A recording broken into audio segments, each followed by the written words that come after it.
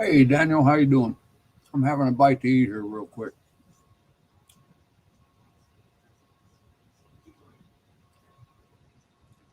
There's a link there if you want to come on. Anybody else wants to come on? But I'm starving.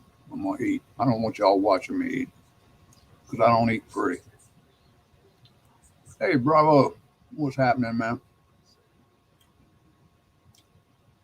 I'm hiding because I'm having a little bite to eat here before we get started. Andy, nice to see you.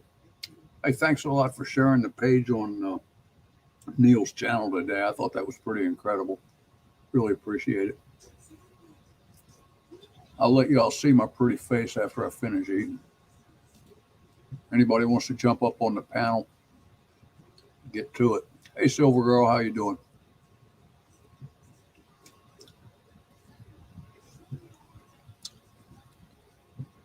I should have some kind of a running stream that I'm eating. I really appreciated that. I've been watching Neil for a while. He used to hang out with some other people that I watched. Well, CanCon, we talked about him. Then there was a guy named Nick, used to be, I don't know, I thought he was all right. He turned into a disappointment. And then that guy,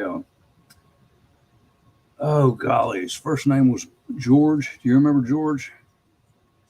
Um, Bushido, was it? He was nuts. But those guys all went away.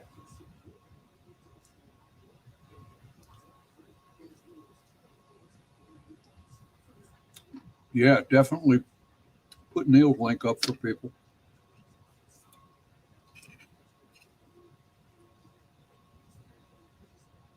Beezy, that's who it was. Yeah. Yeah, he was a wild man. I don't know what happened to those guys.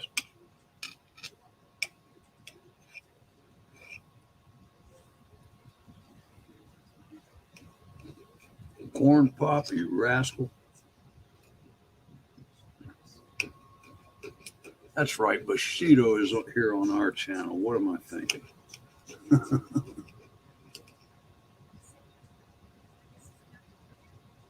Yeah, right on.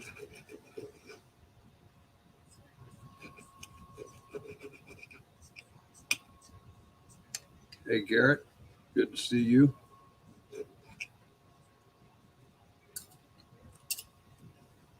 I'll announce again I'm hiding because I'm choking down a plate of chow.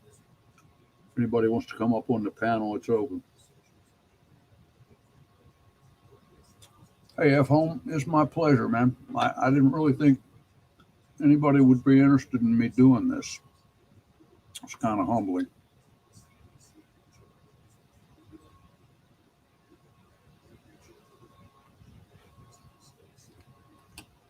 Man, it's fun.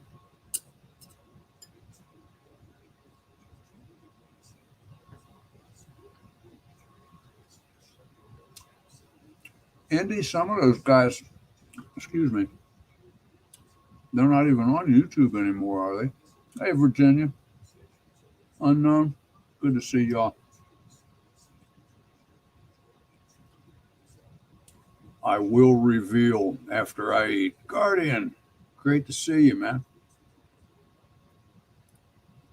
You all come up here and get a panel started and talk about something intelligent so I can eat. Bella, nice to see you too. What did Zach just decide to close down all of a sudden? I was trying to do a little research on my phone and I came back and you guys were gone.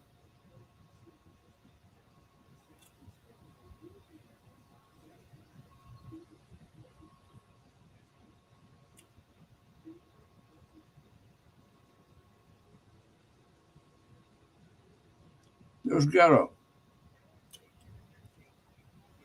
Ghetto, that didn't work on the phone, man. I don't know what's wrong with it.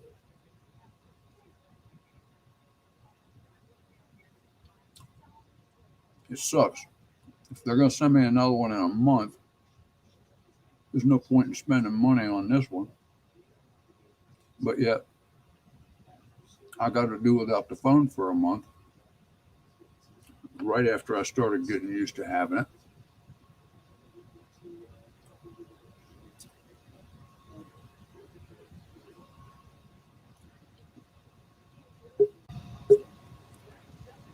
There's a couple of guys.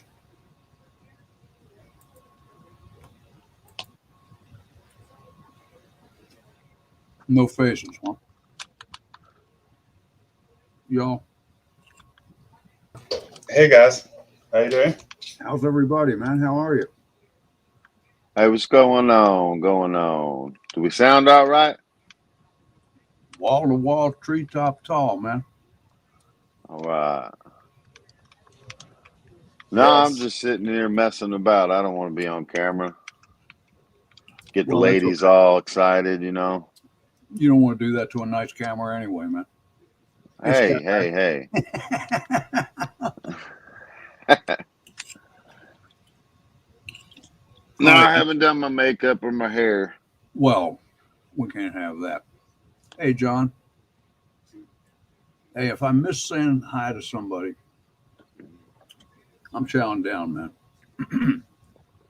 Yeah, how rude. You start a stream while you're eating? What What can kind I of say, guy man? does that? Some of that ribeye steak that I saved from thawing over the weekend. Oh, that does sound good. Mercy sakes. Can't even freaking share with us. Me and Guardian's hungry. Shit. We're over at your house and you're just eating in front of us. I'll show it to you. That's some bullshit, man. It doesn't help at all. Hell no, that doesn't help. Here, you want to see it? You better put that shit in a Take a shot. reefer and ship it on over. Let me get my solo layout. All right, let's troll him, Guardian, if he Hey, shows us doesn't that that look plate. good, You man? son of a Oh, bitch. mercy. Look at that. That does look really, really good. And then here's my, I forget what you call these, asparagus. What's that, asparagus? Ugh. I can't do the asparagus, but I can mess with that meat though. Ooh, look No, good. it looks really, really All good. right. Excuse me just another couple of minutes here, man. Yeah, you get good. the hell out of here. I don't know what the deal with this phone is, Gato. It don't work. So resetting the network didn't do nothing, huh? No, same thing. Actually, it made it worse, didn't it? No. Well, it might have made it worse, as in you lost your password and stuff like that for your internet. You just got to re-put that in. Oh yeah, I got that back in. But other than that, it shouldn't have made nothing worse. But It, I can get on the internet, yeah, so I can check the email from the YouTube email account and all that. I cannot make a phone call. I can't receive a phone call. I can text Laura's phone. oh, you can. That's because we're on the same network, right? No, well, send me a text. I can't send you a text. It won't go through. I tried to send Zach a text. It won't go through. Nobody else that I know is up, so I'm not going to. But they said they're going to be sending out new phones the end of the month. Yeah, I'd ask him if you can get it already. Call your company up and just say, hey, this son of a gun ain't working. And instead of me breaking my freaking head trying to figure it out, why don't you guys go ahead and send me the stuff you're already going to send me? Interesting. And if not, I'm hauling ass to another company. Who should I call? AT&T? Yeah. Don't worry about don't do it with iPhone, because it's got to do with it has to do with something with their service, man. Right. It's got I'm to. hiding again. Please That's do. what I'll do. I'll call them tomorrow, man. Mm-hmm. I've hated this thing all this time, and in the last couple of months now, I'm starting to get used to texting people and using it, and the damn thing breaks. Yeah, I mean, I would honestly look at the prices, Tom. Do you get that? Did you pay for that phone outright, or did you get it from your phone company? She bought it on a plan. Buy one, get one free. Oh, okay. And so they'll probably just upgrade you guys. It went through AT&T. Because that's how I paid for it, was on the AT&T bill. Yeah. Well, if you're getting used to it and more familiar with it, I would get the better model. I mean, they have to send you the better model anyways, but I would go with, I wouldn't say the bestest of their best models, but at least 1 year older generation. That way you'll be good for a good solid 5-10 years. If not, you're just gonna have to go through this again next year or the year after. He said anything under number 8 Number 8, right? Yeah. won't work. That's the and Well, I just got my daughter the 12. So if I was you, I would aim at least for the 10, at least. You don't want to go the lowest that they offer you because it's going to be slow and you're going to end up with problems like you're having now. At least be 1 or 2 more generations above what they recommend. well, can you buy a brand new 10? Yeah, you got. I Oh, mean, really? yeah, that's what I would do. Me personally, we pay $12 a month for all our and we got like so, but we're buying the devices, unfortunately. So our bill with let me see. Yeah, it's only about $40, man, and that's like 40 or that's 4 devices. Shit, It this also is includes our $130 a month. yeah, they get you. That's because you're buying the phones as well. You're still probably purchasing that phone. No, the phone's been paid for a long time, man. Mm. So something ain't Well, right. if it is, Tom, and they give you new ones, you can also take those phones in, or you can send them back for cash. Oh, can you? Yeah, iPhones, they actually have, at least around here, they actually have like a vending machine that you take it to. You put your phone in the little scanner, and they'll tell you how much money that they'll give you for it. And they'll give you cash right there. Well, I'll look into that. I don't understand why this thing just decided to go belly up on me here this evening with no. I mean, it's never been dropped. It's never been wet. One last thing you can do, Tom, is you can switch out your wife's SIM card and put it in yours. Uh-huh. And it's not that difficult, I promise. Oh, I know it's not that difficult, but I make a little mistake and then screw her phone up. It won't, I promise. All you're doing is just swapping the SIM card just to see if it's the actual SIM, because it might be the SIM card that's just messed up. But again, you only got a month, so I mean, it's up to you. The SIM cards If look pretty cheap online, man. Well, they should send you a free one. It shouldn't be any money. Oh, really? Yeah, it's their SIM card. It's your phone company SIM card. Yeah, they'll send you that for free, as long as you didn't, shatter it and mess it up yourself. Oh, no. They had me take it out and put it back in. That didn't make any difference. Yeah. And like Scat Pack says, I mean, that's another thing. If you don't plan on selling it or whatever, Tom, I would keep one of those phones in your freaking in your glove box at all times, and it'll be a good emergency 911 phone. Oh, 911 will still work. Yeah. Oh yeah. Hey, Silver Girl. Tom, my data went out tonight also. No text, no nothing on my phone. The issue here, and I have a hunch it might be there, because I saw somebody in chat referred to something similar. They have phased out 2G. Yeah, he's going into 5. He's yeah, Well, he knows that he's got a month to go. the only thing that it shows here, although if you check the 5G maps, it shows these all 3 towers are 5G. However, I didn't want to go 5G, and so I had purposefully not done it. So, and it had switched me twice in the last week to 5G when I didn't want it to go there, and I would switch it back. And tonight, when I got off of Zach's panel, I went to check a message, and it didn't go because I was supposed to get an answer, and it didn't go anywhere. And it kept telling me no data, no data, no data. And so I checked, and sure enough, 2G no longer connects. But the only thing that I had available was 5G, unless I hooked it onto the neighbor's digital service, and I just took it because I didn't have anything else left. But it is not 5G; it's 4G. So it's possible if you've got another G in your settings that's available, you might be able to connect to it, and it would work fine. Well, the thing is, my wife has the identical telephone, and hers is fine. It's not the phone at all. It's the G and where it was set.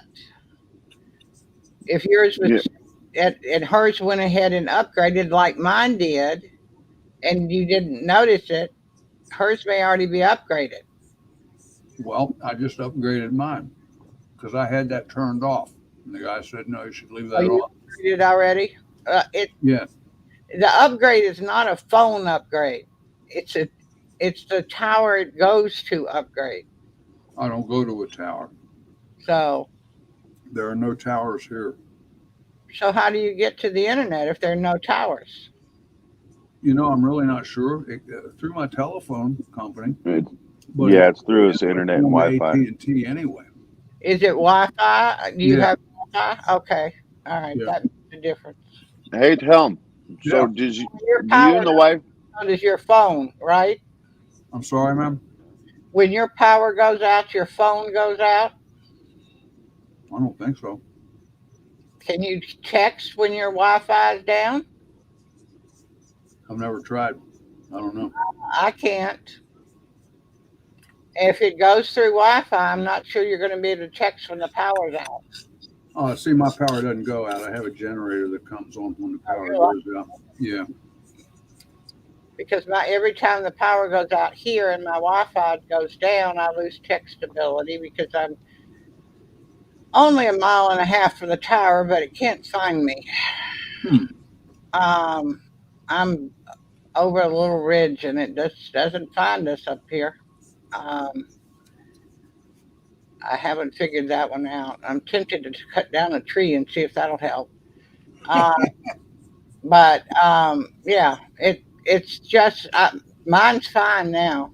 All I had to do was say, okay, you can go look at some other way of getting the service, and as soon as.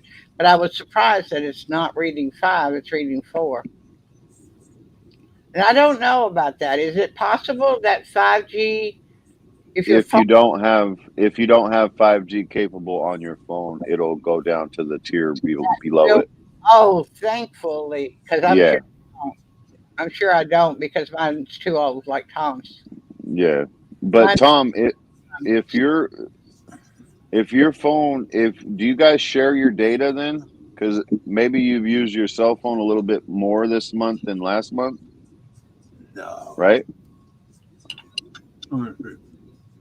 I have. Or do you guys pay for the unlimited data? Because I think on it's some plans, one person can have more data usage than the other one. You guys might share the amount of data that you use, and that might be the only problem. Is you might have just ran out of data for the month. She uses hers a hell of a lot more than I do. Yeah, that's what I mean. That's what I was thinking. Like maybe she gets 10 Gs and you get 1 or something because she knows you never used it. Oh no. Let me look here. Because it tells you about your data. I think it rolls over what you don't use. Yeah. It's unlimited. Oh, okay. Yeah, then I was right. just more troubleshooting it. I knew when mine went out that wasn't it because mine's unlimited, and I went, "Oh, you didn't." And then, and then I tried to switch back to 2. Not there. I didn't know they were going to do that. Did you guys know they were going to do that? Yeah. They're already up to 8G in China. So I don't know why everybody's, not you in particular, but everybody's having a hissy over this 5G. And it's like, man, other countries are already up to 8. It's just but we know how much. one of those things. We know how valuable China's populace is to the higher ups, don't we? Well, yeah. Yeah. That's there. I think That's how all big- of us are, really.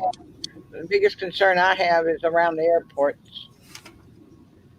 And apparently some pilots had a lot of trouble with that too, because they've been phasing out 5G in the Seattle area when planes come in, certain planes. I don't know which one. Yeah, it messes with the instruments and such. Yeah, that doesn't sound like good planning to me. Pretty poor planning, really. Yeah. The concern is also like the overload when it comes to all of the internet traffic and cell phone signal traffic that's in the air. Like I know that there is, I forgot what it's called, but I know that there's a term for it when it comes to like over pollution of that amount of traffic through the air. So I think that's something that obviously within the next like little while, when we start using more and more of that, and more people have access to satellite internet as well, it's definitely going to could eventually pose a bit of a problem. Yeah, most definitely. I just couldn't imagine being allergic to the freaking Wi-Fi, man. That'd suck. I can't imagine. There's quite a few people that hear actual Wi-Fi. They hear the buzzing in their ears. Bothers you. I'll be right back. Yeah.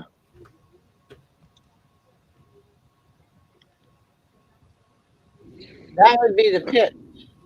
Oh, yeah. I'm going to jump back off. I just wanted to jump up and with that piece of info because I was surprised when mine was out tonight. See you guys later. It's nice All right, to see Miss you. Silver Girl. Nice to see you again, by the way, Silver Girl. Bye-bye for now. So yeah, Stuart was asking me that I'm doing a lot of what I do. I do new business development. So like a lot of spreadsheets and boring stuff. And it's interesting the type of tech that I deal with. But the spreadsheet part of it is obviously always something that's a bit strenuous to a degree. So I was loving that you guys were chatting over there as well and gave me a bit of chance on this side here. I don't mean to be rude or anything. I was still very interested in the conversation, but it just gives me a bit of time because, yeah, I've got a pretty hectic schedule, and I just enjoy chatting to you guys as well. I was saying there earlier, like it's nice to be able to like be doing like the work and stuff, but still be like joining you guys and chatting with good friends as well. Well, I wouldn't say we're friends yet. I think we can call each other good, strong leveled acquaintances at this point. Well, now that's fucked up, man. I already consider you family and shit. Oh, shit. No, I'm saying from your side because I know that you guys are a very close group as well. So I know that that's something that doesn't come easily, But it's just don't For put me, in your that family. Just a bunch of good old boys. That's Get your foot out of your mouth, guardian your family, all right? No, I appreciate that, man. I also just like always, I don't know, like I have a huge sense of introspection as well, and a lot of self-doubt and stuff like that. So along the way, so usually, when it does come to that, I really do appreciate the kind words. I just don't ever want to, seem like that obnoxious person that's new to like a group, because you guys have a really like closely knit group as well. I don't want to seem like that outsider that thinks that he knows like, like I don't know how to explain it. You don't want to seem like that person that's pretty new to a group and stuff and comes in and just like talks all the time and like makes themselves like seem like the main person. If they, all needy and shit. Yeah, dude, it's exactly that, bro. That's pretty much how I was. Dude, I've only been around these people for about 3 months. I forced my way in and said, bitch, I'm here. And they love me. I definitely do the much longer term type of approach. Like I prove loyalty by making sure that you guys see that I am going to be sticking around for until the point where you ask me to leave or whatever. I just wanted to bring up something. So like it's unfortunate, but like sometimes in streams I'll see people like almost take over like a stream as well, where they'll like keep bringing their opinion across all the time, and like it's almost like like not really being fair to the other people as well, and also just kind of taking a bit of a backseat sometimes and just keeping quiet and just listening to what other people speak about, because it's how conversations are also formed. It makes things interesting. Before I'd go and do exactly what I'm trying to say not to do. Keep quiet real quick. It's all I'm just good, working on the man. side here, but I'll put in my 2 cents every now and again. I really appreciate being on the on the panel, making me like blush here and shit.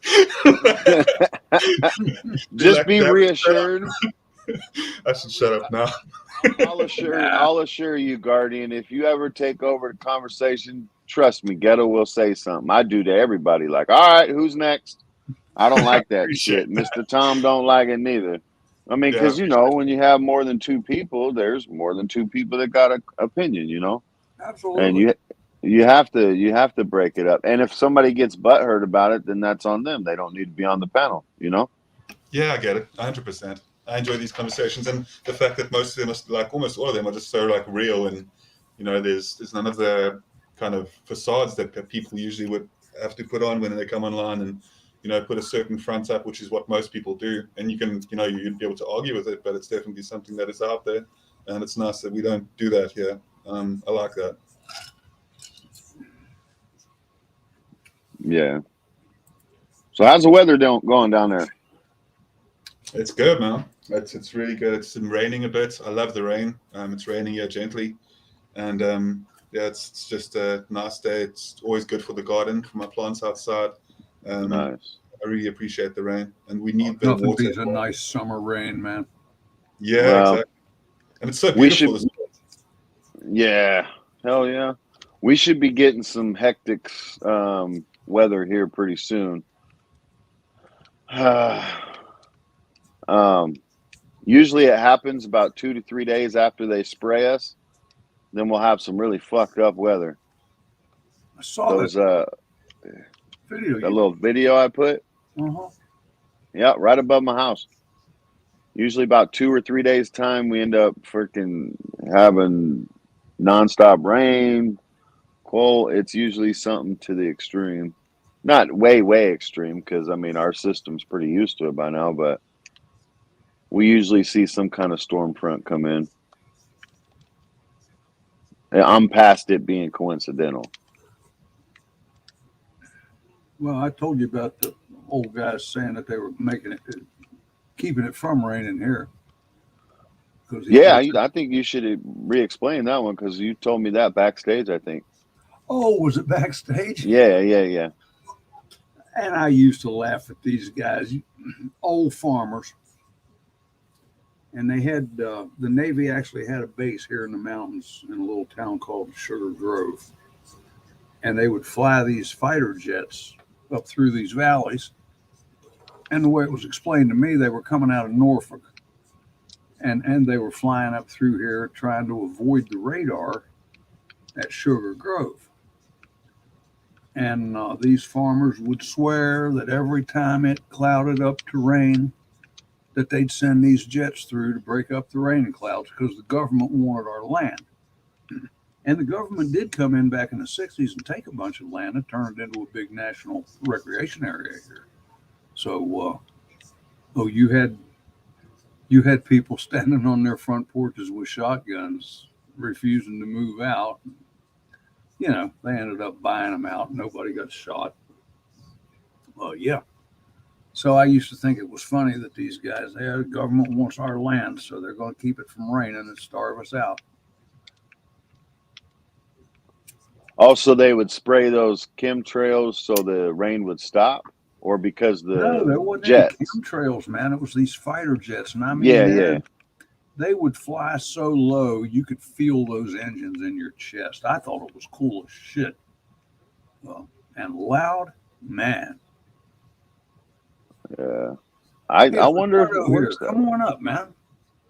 Oh, man, you're going to get us stuck with foreigners. What are you doing, Tom? Yeah, I like the accents, man. Oh. All I hear is country people all day. And that doesn't say much for me, motherfucker. What the hell?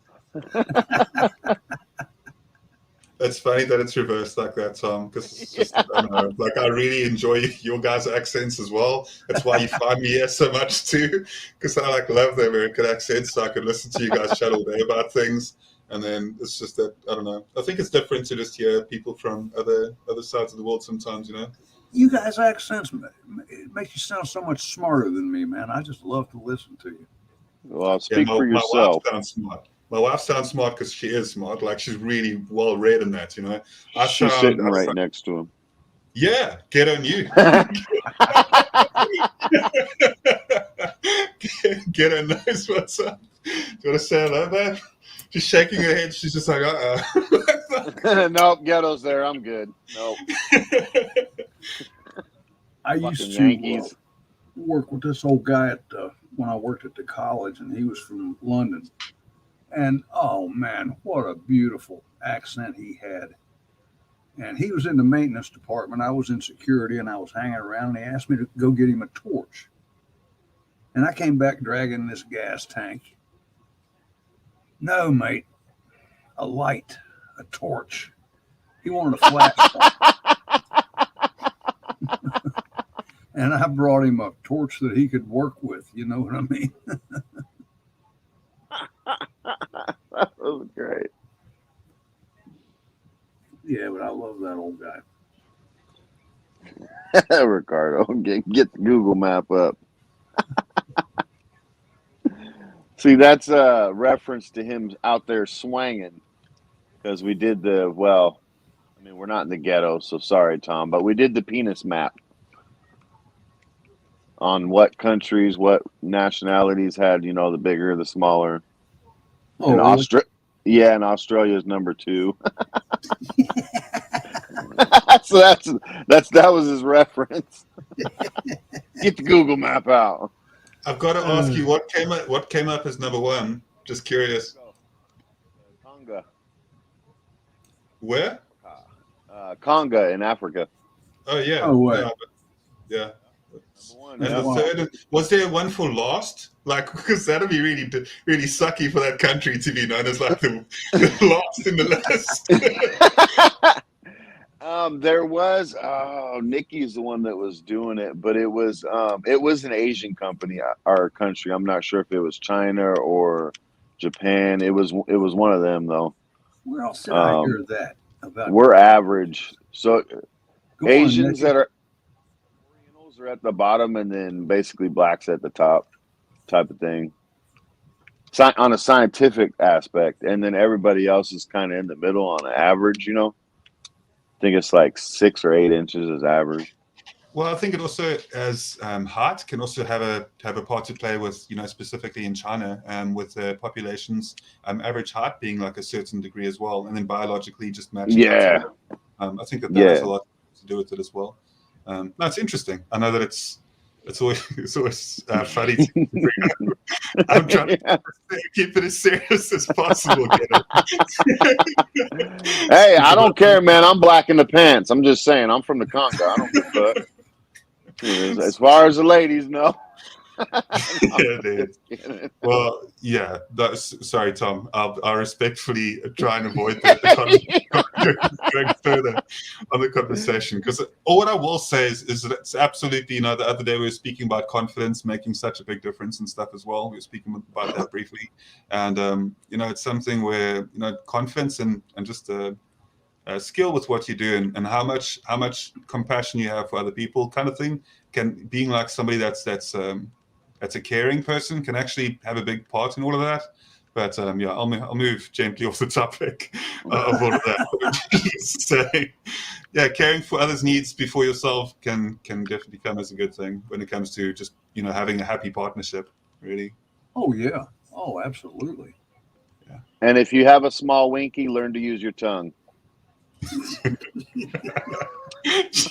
Okay, now I'm done. Sorry, Tom.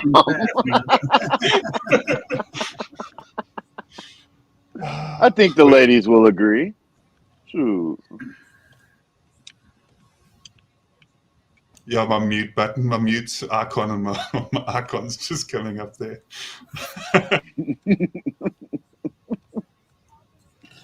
No, I always find it funny, man. You gotta. Where I find my humor in it, I was raised around mostly black, so that was always a running joke against me. And then it's like, well, at least I know how to use my mouth. Hey. I don't think guys. the conversation's so intriguing, right? Like that's the thing. Like it is obviously that's one of the conversations that is a very like intriguing aspect. But there are people like it is also almost isolating to a degree as well. And I don't want to myself bring on like further like bring up points on the topic because it is something that I've always found so interesting. Like it is genuinely, it's an asset of human life, and it's just something where like. Yeah, I also don't know if my wife approves of me continuing this conversation. So yeah, she hasn't given me any look yet, but yeah, I don't know if she's really even giving a damn with what I'm talking about right now.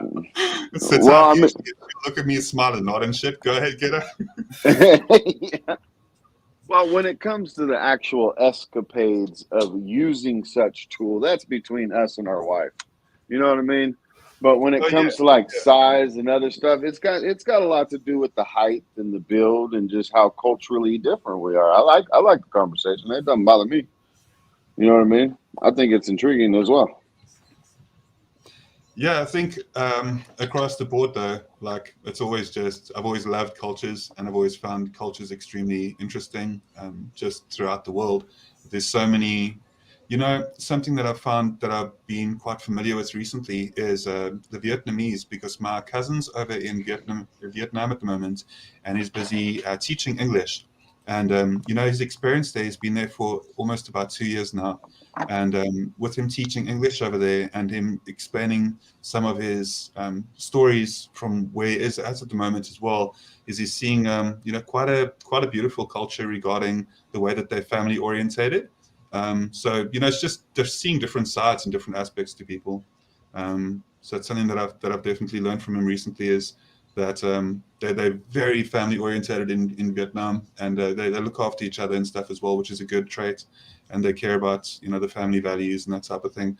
And I was saying the other day as well the fact that sometimes quite in certain places in China, like the kids are able to at a very young age like go out into public and go to the school, and like they'll walk themselves to school and stuff in some places in the world. And I mean, obviously for the most of the world, that's something that would never be perceived as normal. But it's just like to have so much faith in and trust in your community that you allow your kids to kind of go to school and back on their own at a very young age. That's just something that I think is I wish that the rest of the world is a bit more like that, that we could trust each other in our communities, that we didn't need to worry about, if they're not at home or whatever. Well, I mean, we used to be like that, huh, Tom? Until there was a time, at least, here where I live, there was. Yeah, there was too, even here in the ghettos, man. Well, I mean, not here, but not too far from here, but there was. And I think what really killed it was the information age.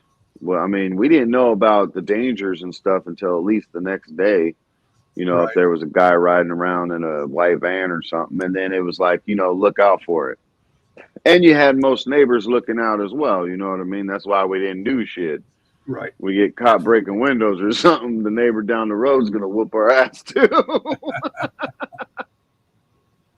But we had a sense of community. Absolutely. Yeah. I mean, I walked to school the first 8 years, man. Yeah, So, me too. And you're right. If the neighbors saw you doing something, grandmother knew about it before I got home. So. And that was before they even had phones over there, huh, Tom? Oh, yeah, they sent smoke signals. So you said your cousin taught English in Vietnam.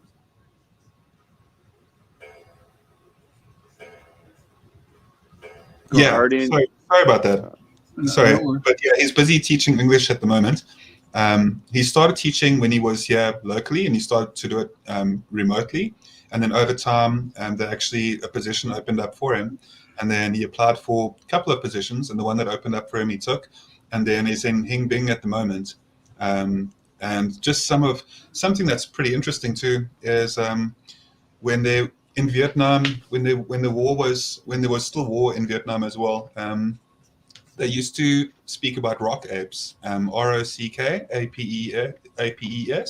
and they used to speak about the stories of there being these almost like the size of a gorilla, but but more like intelligent as well. These giant beasts that were in the Vietnamese jungles. And if you look up rock apes, you can actually find quite a lot of tales of people that have spoken about the stories from there and that type of thing.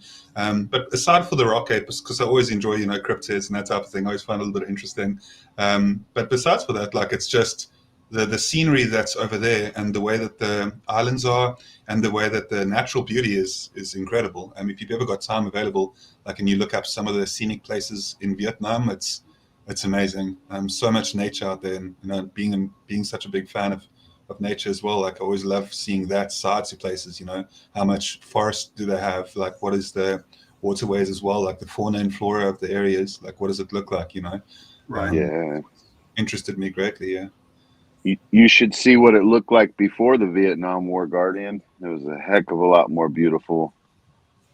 No, I think that's potentially more in the cities, but I think a lot of the forests, Okay. That's the beautiful thing about the forests, is quite often they're left kind of unscathed for the most part, and they also recuperate quite quickly because nature always finds life will find a way is also one of my favorite sayings. Yeah. The whole life will find a way saying, and nature fortunately kicks back quite quickly. And then that brings me to a whole other topic, which we don't need to get into now, but then I like to speculate it as well and put a lot of thought into what would happen when humanity is not around, and like how quickly would nature take place, and like nature kind of kick back into being what it used to be, kind of thing, because nature has a way of doing that. Resiliency, really. Oh, Yeah, me and Tom was actually talking about that earlier on the phone.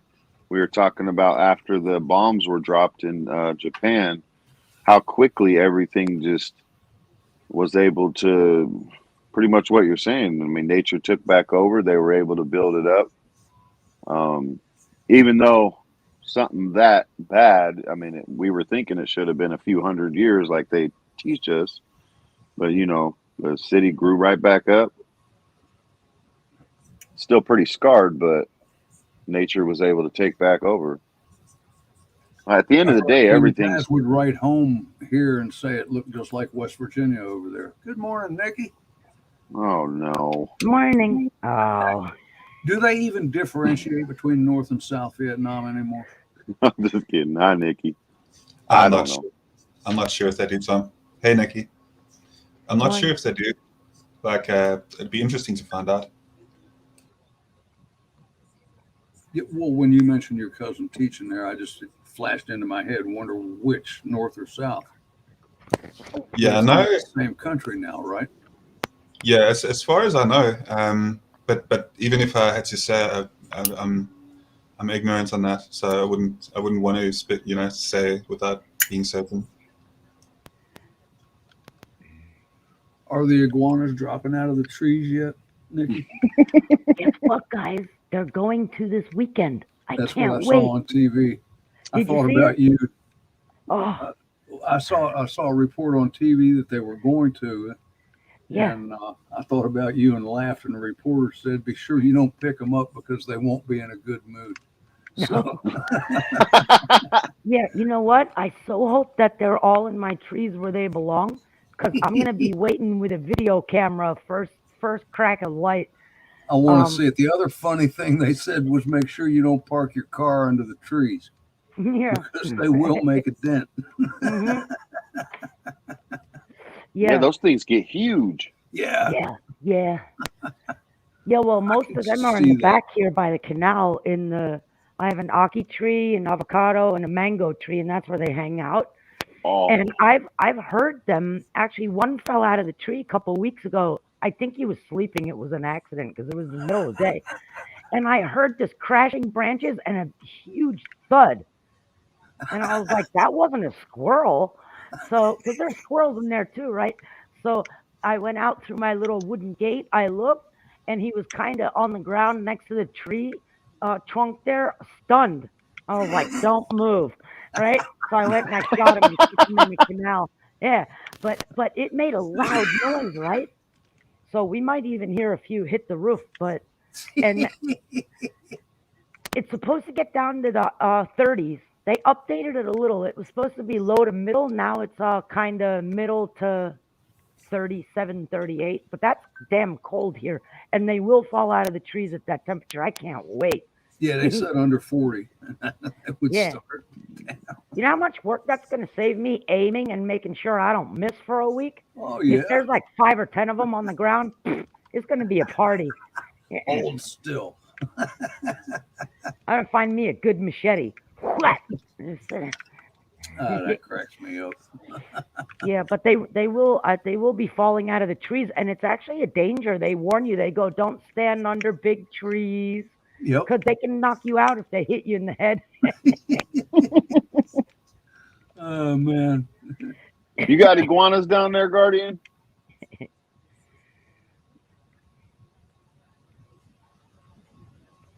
got like the dragon things, don't they? Or that's somewhere else. Well, we Got a have lot of- a large amount of We have the Le Vaughn. Le Vaughn.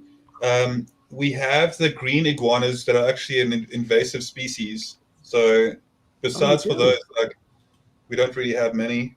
We have a green, yeah. Yeah, we've got the green one, which isn't really supposed to be. It's because people have, they'll get like pets and stuff, exotic pets, and then they'll release the exotic pets into the wild, and then it actually causes quite a lot of problems to the ecosystem as well locally. Yeah, it's unfortunate.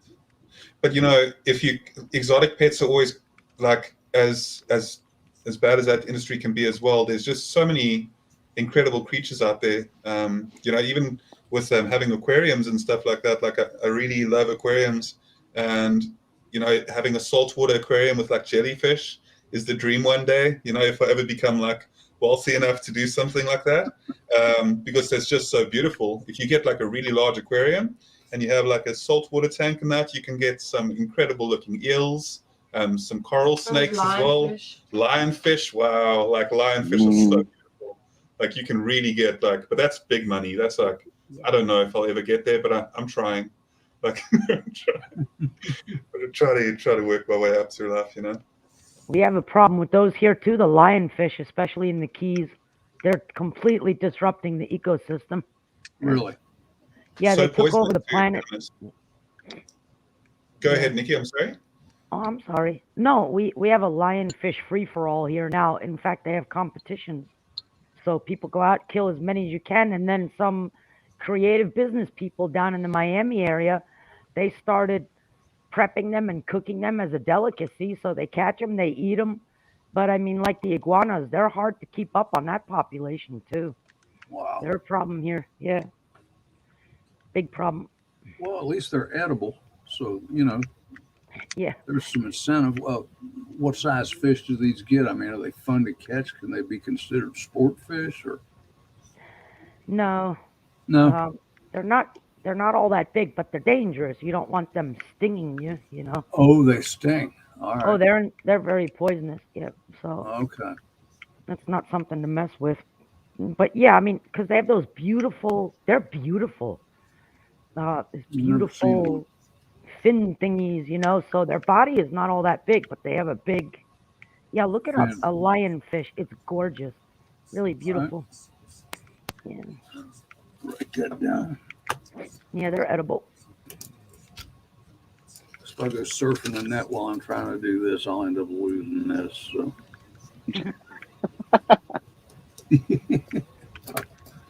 Hey, man, I think I'm lucky that I survived this long, actually. Lionfish. What's your temperature up there tonight, Moonchild? I'm looking at 2. Feels like -3. This dude said 2. 2. 2? That's the temperature. Yeah. Hell. The thermometer's not working hard tonight at all, man. It's just laying. Fucking Eskimos, man. Fuck that. Hell, fuck that. Well, you know, like I said earlier, it'll warm up to 30 in a couple of days and feel good. So. Yeah, I mean, you get used to it. I guess. 30 feels good. I'm hiding It's in my about damn 30 house. here. It's about 30 here right now. With those little chemtrails, I'm sure it'll be a freaking blizzard or some shit. I'll be curious to hear the next time you get a storm. Yeah. Oh, I'll let you know. That'll be my next little short. Man, I was not expecting that when you posted that video, Ghetto. I have to be honest with you because Nicole and I, we talk all the time every day, and she's got them constantly out in Colorado, but they're like one at a time, maximum two, you know?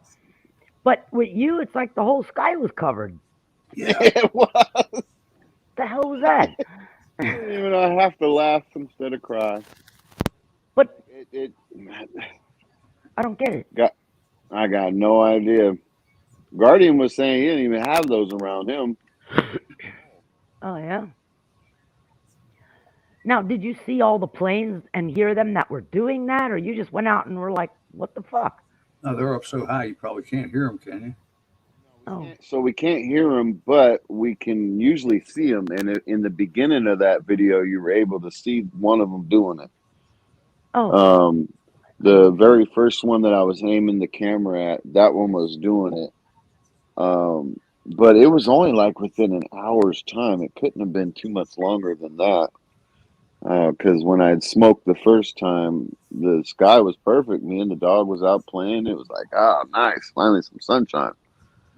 And second time I came out, I look up like, son of a, you know what I mean? Like, beautiful sky, and then we got this crap. wow. And that's not normal air traffic. There's no way you can convince me that's just normal traffic. Exactly. But see, that type of stuff is normal here. Like, it doesn't even Really? bother people anymore because it's so normal. Yeah. Oh, I was going to ask you, is that the first time you saw that many? So that's No, crazy. no. That's normal? Yes, ma'am. It's very Man, normal. there should be people saying something about that because that actually would worry me. I wouldn't even want to be in that area if I repeatedly saw that. That's terrible. My goodness. I Well, you agree. see, When my go sorry, ahead, man. Tom. No, it's all right. Go ahead. No. Ladies Well, first. I was just going to mention. Sorry. Sure. It's only been like a year or so where Bill Gates came up with this idea to filter out the sun to keep the planet Mm-hmm. from warming. And now it's Mm-hmm. 2 degrees. So he got his way, parked the airplanes, and let it go for a while. Yeah, Moonchild, it's raw out there. It's cold. Well, did you see they're coming up with new reports, and all because of this Tonga situation, which, you know how I feel about that, but they're actually trying to prove that because of these volcanoes, it's actually cooling the earth by these explosions happening, and it's doing an adverse effect that the scientists weren't expecting. But that's if you think that Tonga was an actual volcano erupting.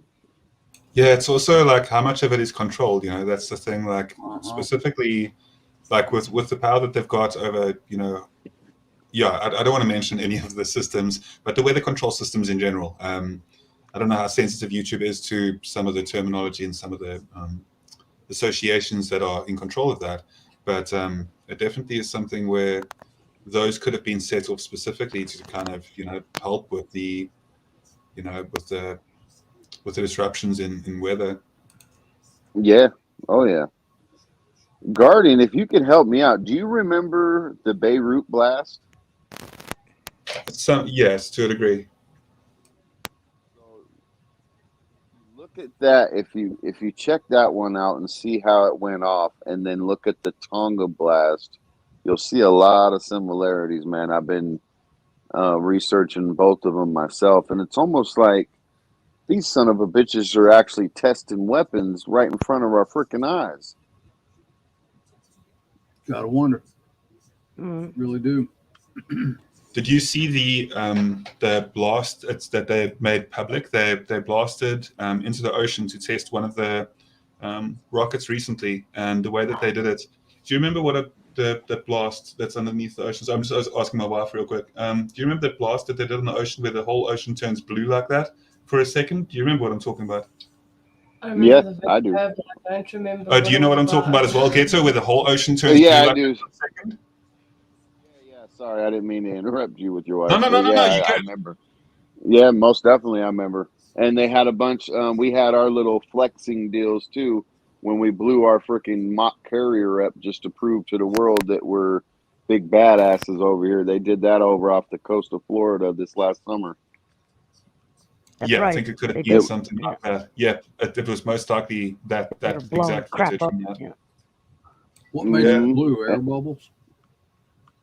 Well, it's almost like they took the oxygen out of the freaking water, if you ask me. I mean, the thing, it was absolutely nuts. I mean, I'm no scientist or point. nothing, but it was.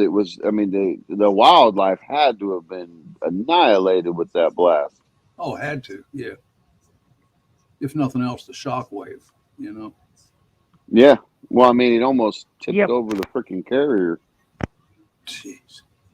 I'll be right back. Oh, Y'all we were hang in. pissed out Mhm. down here when they were doing those tests because Florida is like known for its fishing and everybody's always out on the ocean and they're doing that crap and all I'm thinking is in that radius, how many fish and sea life did you kill? Because Yep.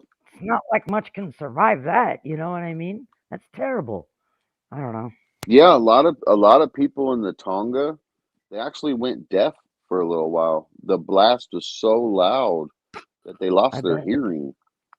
It was the same type of stuff that was happening in Beirut when that blast went off. I mean, there's so many similarities that I I don't know, man. I feel like um,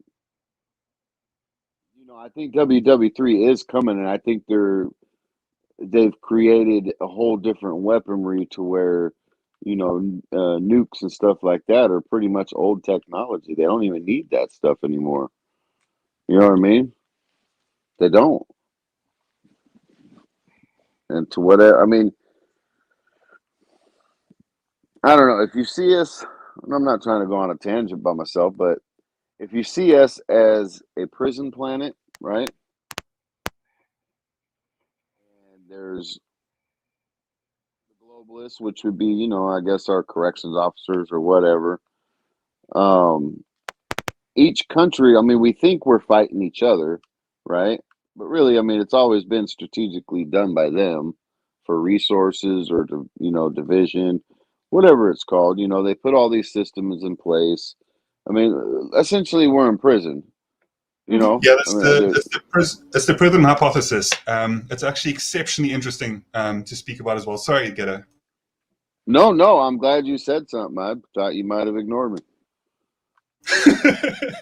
Not at all. I was just, No, I was just being a dad over here. Doing just helping out real quick. I've just got to go get a bit of food. Give me like 1 or 2 minutes. Be right back though. You're good. All right. So, just quickly before I do go, that's an incredibly interesting subject, and it's always something that I really find very intriguing. Thinking that we could essentially be a prison of a planet, like almost like the Australia of the universe. Yes. 100%. Yeah. Like an insane asylum. Yeah, I was thinking about doing not a video, but like a live panel on it. Have a few people up and just go full on ham with the discussion because I've been finding it interesting too. And then it's like all these things I think of, there's already a theory out there, so it's like, maybe I'll get some of these folks to believe in these theories. Yeah. I'm over here thinking I'm special and inventing it and shit. Usually these theories are like hundreds of years old. I'm with you on you that are one. longest I time. believe it all. Nothing new For the on longest- the earth, according to the Bible. For the longest time, Tom, since I was a kid, I always thought, we could all just be aliens, and that's why we all look different. Racially wise, blacks, whites, Asians, we could all be from different planets, and we just all got thrown on the Earth. You know what I mean? Onto one planet just to see what would happen. And I always kind of just laughed at it, chalked it up, and there's a full-on theory that goes like that, dude. Oh, I'm like, what the hell? Yeah. There's some ancient archaeological discoveries to substantiate what you just said. By the way, Yeah, and that's just I just it's my belief. I just got done watching a video about that. About how the souls, ancient Atlantis, Lemuria. It's crazy. these What people did was I hear? was these people was hypnotized, and so the transgressions or whatever they was talking about while they was hypnotized.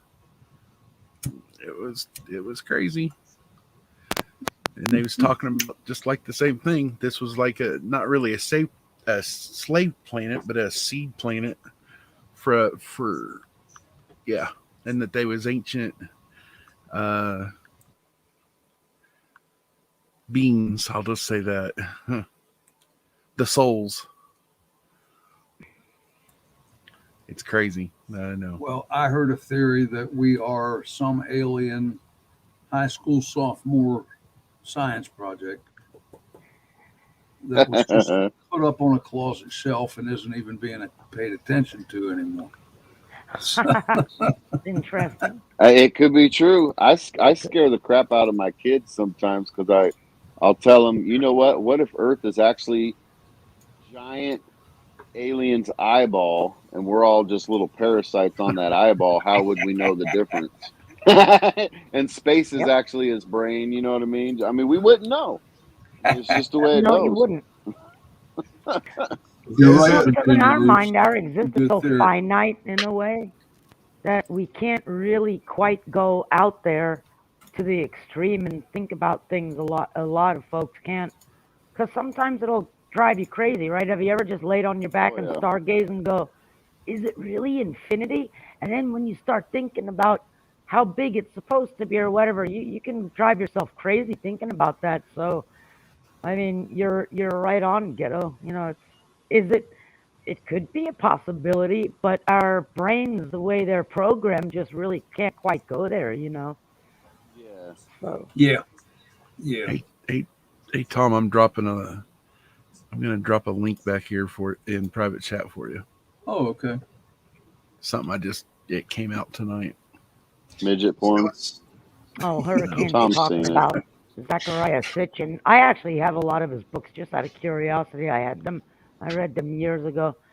I don't believe it was a mining for gold thing, but I think he was sort of kind of on the right path. But, you know, I don't believe it was completely all about that. All right, I'm going to look at this real quick. If I go away, I'll be back. We'll bail you out. We'll bail you out. All right, I'll just save this money. Yeah. I have yet to watch the whole thing on it. Right on. But I come across it tonight. I'm like, oh, it's history. Ooh, what'd you Talks say? about. Well, it might be a good link for Ghetto and Vaughn to do a show on, or whoever wants to. What's it about? I might save it for this weekend on to show it on the Prayer-a-thon. So, Henry Ford about the dark side of him. I had heard that Henry Henry Ford? Ford wasn't the best Yeah. person in the world. No, Yeah, he was pretty wasn't racist. even good. Well, given his time, I could imagine he was racist. Most people back then were. But I mean, it's just the But environment. he was racist against the Jewish people. Yeah, I could see that. Yep. That's why he was. I think that would explain why he helped supported both sides of the war. I got to make be honest, money. man. And y'all know how I feel about racism, but if I was ever racist, it would be towards the Jewish. I know that sounds fucked up, but shit, they're the ones that own like the freaking planet. So fuck. That's pretty rough, kid. That is rough. Sorry, But that was the premise on how they brainwashed the German people back in the day. It's exactly what was said back then. I can tell you I don't mean to firsthand. take it down that route. I just, Secondhand. Well, I also, sorry, Nikki, but I also have an inner child of God in me, right? And constantly, every time I read the Bible, it's Jewish, Jewish, Jewish, Jewish. Like I'm just completely left out. So it's like, what? I'm not good enough for you, God? So there's something I'm being honest. Like there's something in me. So if I was to be against one, it would be that. I never would be. I mean, y'all know me better than that. I'm just saying I can understand in a sense why there would be particular people out there that wouldn't like the Jews. That's all I meant. Yeah, that they wouldn't be the chosen ones. What you're saying is absolutely, like, it makes a lot of sense. from that angle as well. Like I can understand how More a the Jews jealous in the Bible- sibling. Yeah, the I Jews in the think Bible. that's a good way to put it, Ghetto, because at least I was taught that the descendants of Abraham are truly God's chosen people. Yeah, Yes, makes yes. makes you feel left out. Really? Well, there's- Hurricane, you're right. Hurricane, you're There's right. more to it though. There is so much more to it. Just from a Christian perspective on that side of it. And even though you see, I won't go into religion too heavily because I've got to be so careful to tread on ice, like when on YouTube. Like I'm just in general, I try to be pretty careful. Well, we can just kind of leave it at we were all included later. Yeah, that's the best way of saying it. Yeah. Well, I'm not buying it. You're not. No, I have a whole nother viewpoint on it. I still believe we're in an alien's eyeball, and we don't give no shits to nobody. That's one of my viewpoints. There's the whole. You ever Sorry, go ahead, Monty. Sorry about that. No, go ahead. No. I can hold my thought. Go ahead. Ghetto, have you ever dug into the Sumerian tablets and just anything about them? Like, okay, Yeah. Yeah, it's pretty There you interesting because the Persian religion is about the oldest one that on the earth. On record And that we know of, yeah. Right, on record that we know of. Yes, correct.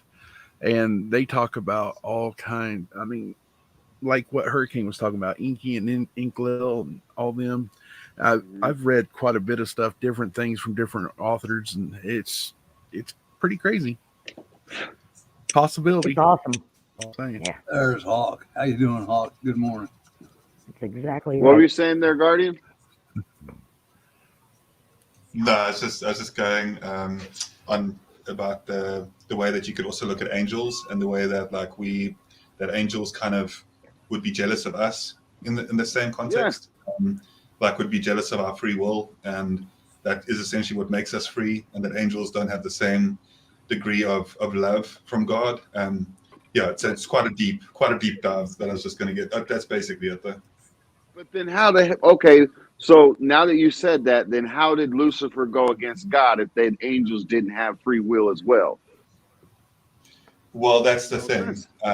That's exactly what that was. Is that angels also had a degree of free will, and it's not like that's really changed, but it's just our spirits, for the way that we are, we're born, and we're mortal, and the mortality aspect of it can incur a slight degree of jealousy from an angel's perspective. But I'm not, as I say, I'm very wide on religion. Like I'm not. No, you're good, man. We're all just talking anyways. We're all, just Yeah, not like we're a Catholic priest up here. So the thing is, we're all good. even though I'm pretty skeptic regarding a lot of deeper religious topics and stuff, I'm pretty skeptical. There is a couple. I'll bring up one example that I know for certain. The people were absolutely honest, and there were two kids that were basically being taken from a preschool, and the car was stolen with the kids in them, and then they rode quite far down the road, and the kids weren't lying about this, but there was an incredibly vibrant light that came from the back of the vehicle as well, and that's what the perpetrator said, the person that was abducting the kids, and what the kids claimed as well, and people that were going past all said that there was an incredibly bright light that came from that car, and it made the perpetrator jump out of the car and run away. And as credible as that may be, that these are kids and everybody telling the truth about the story. So I'm also a big skeptic when it comes to things as well, but I'm just telling you guys exactly what I know for certain happened, because I know those people. I know it is at a school, at a family friend's school as well. So we were very familiar with the people, and these kids had no reason to lie. And you can see these kids were being very damn serious about the situation. Yeah. So I know that there is a lot out there that we can't explain. Oh yeah. Well, that's why I'm a man of faith. It's not from the Bible. I don't discredit the Bible. I don't know anything about the Bible enough to discredit. I believe that all societies, ancient and today, have experienced some kind of revelations. I don't think there's just one revelation. I think there's constant resets that happen on the planet. But As a 40-year-old dude, I could tell you straight up, I've been a believer in God since I was like 5. So, I mean, there was some drastic stuff that happened to me that all I seen was God, and that was it. And I've been a believer since. So I can understand what them kids are saying, or just other ones. You know, I ain't saying I'm prophetic or nothing, just my own stories. But no, get into it, Nikki. Ain't nobody stopping you. Come on, girl. Oh, I'm just saying, see, I've always for 99% of the time been in Ghetto's boat because I love when he uses the word faith. That's the word right there. I can't stand Yeah. when people are like, what religion are you? I grew up like that. And man, I'm tired of it. And I was against it from as far back as I can remember because I said, if you have faith, does it really matter what it is? Because my thing going back to all this ancient stuff that we're talking about, and you said if I was to go against anything, it would be, the J word and all that. But again, if we go back, who's to say that, how am I going to put this without really pissing a whole lot of people off? Who's to say they weren't brainwashed like everybody else that had a bunch of stuff in them that told them what to Yes. do that thousands of different people wrote? It's all about what's Yep. in here because they're from the same thing we do. So like, we came first. You didn't come first. No, you know who came first? The guy that was in that community that found it really easy to control people, and it was so much easier, I think, in ancient times than even now, right? Because we try to look stuff up and everything else, but it's a control mechanism. And I always said, I'm not putting religion down because it's faith for me. But who's to say? I said religion is the same as government, man. It's there to control you. Faith comes from when you look in the mirror, what's in your soul and all that, and you can believe in God or crap. Of course, see, as soon as I do that, my internet goes whack. Yeah. But the thing is, are we any better than the Buddhist that's devout and takes good care of his family and is a good, loving individual? Are we in a different type of faith better than that individual? I don't think so. So the point is, it comes from you and your soul, And I think that people have been poisoned by this word religion because, in my opinion, religion is just another word for control and government. It works the same as government if you really do your research. It's a control mechanism, especially when you really go in there and read the books. And I went to a religious school growing up, so I read this shit. But I'm fascinated by world religions. That's just my take on it. So No, it's like I don't think hate the people. Yeah. Hate the control mechanism that turned the people eventually over decades and who knows thousands of years into what they are and filtered them and funneled them into their beliefs. Because what happens when you're born for the most part? Your mom and your dad take you to church and they immediately start instilling their own faith and beliefs in you because you can't come up with your own, and that's how you grow up. Now, I think it's a good thing because it teaches you culture and a little bit of structure. But we were allowed to be free thinkers in our family, So the thing is, from the time you're born, you're already being structured into a certain type of belief, That's just, I'll shut up. Thinkers in our family, Somebody's got YouTube going in the background. So, My bad. so I tell don't, us how but I you really think feel my and internet- which came first, the chicken or the egg. That's the thing. We'll never know. Like, for And real, do we'll you never still have know. that? And Nikki, do you still have that Catholic girl's outfit? There you go, man. Always got to be extra with her. I actually do, to be honest. Nobody liked that Catholic shit. But it was for Halloween. Yeah, Awesome. I think. I love you, Monty. It's good to see you, man. I love you. That's that angle that you put into the topic. Nikki, I got to agree with you. It's not only about control, it's also about taking your money. Well, yeah, Right. the thing is, it's also like, a degree of pastors are supposed to be held accountable, and leaders of the church are supposed to, in most congregations and religions as well, a leader of the church is supposed to be held almost like, to a higher account than his congregation. And the problem with that is that I just see consistently where you have the leaders of the church almost becoming like egotistical and like making and being judgmental simultaneously as well, where that's what it's supposed to be all about, is not being judgmental. And then you'll see like the same people that would kind of advocate for like their religion and not faith, as you're saying, Nikki, as well. I think faith is so much more of a beautiful thing too, and I think it's so much more of a deeper thing. That's why I say as well that I've always said, even on anywhere whenever religion comes up, that it's hard for us to kind of have a certain Hawk, good to see you, man. It's good. Crap. There we go. Hey, I just on for a minute. I want to share something with you guys, if I can. Cult leader himself. Yeah. What's up, brother? I want you guys to listen to something, okay? Sure. Tom, I'm going to do a share screen here. Yeah. If you know how, I don't. And you just click down there where, just pull that guy up on the screen there. There you go. All right. So just take a listen to this for a minute, guys. And, and this kind of goes along with what Nikki said. It's because we don't know who's better. There's just so many freaking things that we don't know, right? Yeah. So Harvard was awesome, though.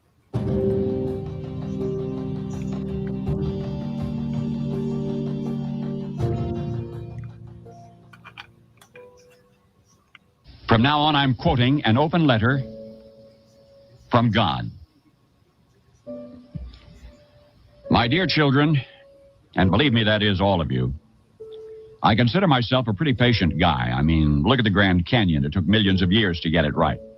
And about evolution, boy, nothing is slower than designing that whole Darwinian thing to take place, cell by cell and gene by gene.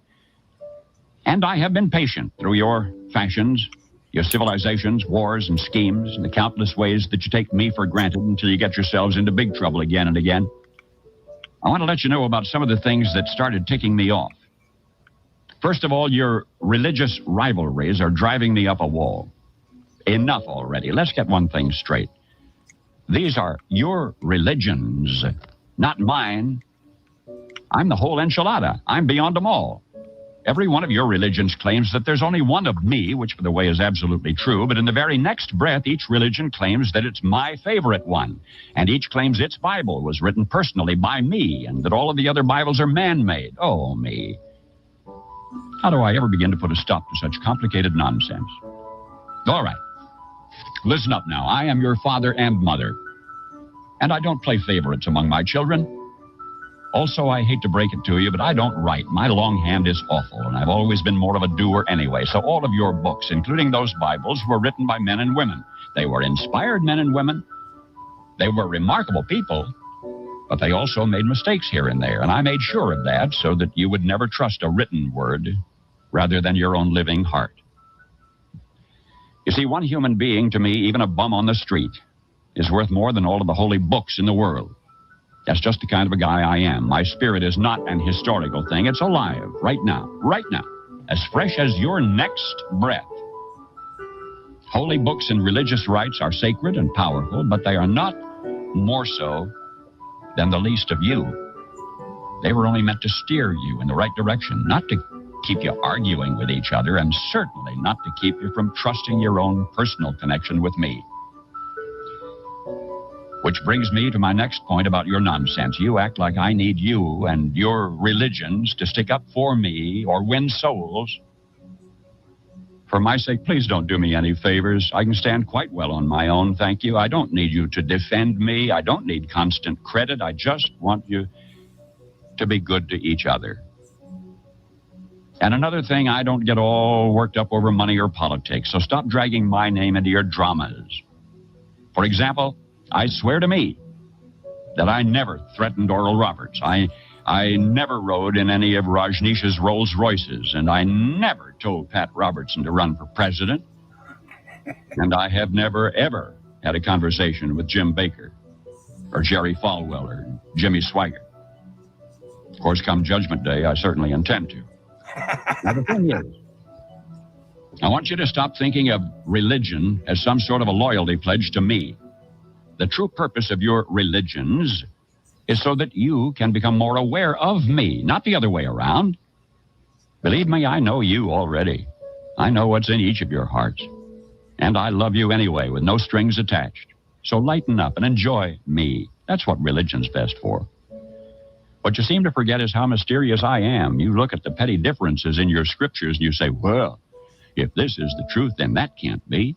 But instead of trying to figure out my paradoxes and unfathomable nature, which, by the way, you never will, why not open your hearts to the simple common threads of every religion? You know what I'm talking about. Play nice with each other. Love and respect everyone. Be kind. Even when life is scary or confusing, take courage and be of good cheer, for I'm always with you. And learn how to be quiet so that you can hear my still small voice. I don't like to shout. Leave the world a better place by living your life with dignity and gracefulness. For you are my own child. Hold back nothing from life. For the parts of you that can die surely will, and the parts that can't won't. So don't worry. Be happy. I stole that last line from Bobby McFerrin, but who gave it to him in the first place? Nice. Simple stuff now. Why do you keep making it so complicated? It's like you're always looking for an excuse to be upset. And I am very tired of your main excuse. Do you think I care whether you call me God or Yahweh or Jehovah, Allah, Wakatonka, Brahma, Father, Mother, even the void of Nirvana? Do you think I care which of my special children you feel closest to? Jesus, Mary, Buddha, Krishna, Muhammad, or any of the others? You can call me and my special ones any name you choose, if only you will go about my business of loving one another as I love you. How can you keep neglecting something so simple? No, I am not telling you to abandon your religions. Enjoy your religions, honor them, learn from them, just as you should enjoy, honor, and learn from your parents. But do you walk around telling everyone that your parents are better than theirs? Your religion, like your parents, may always have the most special place in your heart. I don't mind that at all. And I don't want you to combine all of the great traditions into one big mess. Each religion is unique for a reason. Each has a unique style so that people can find the best path for themselves.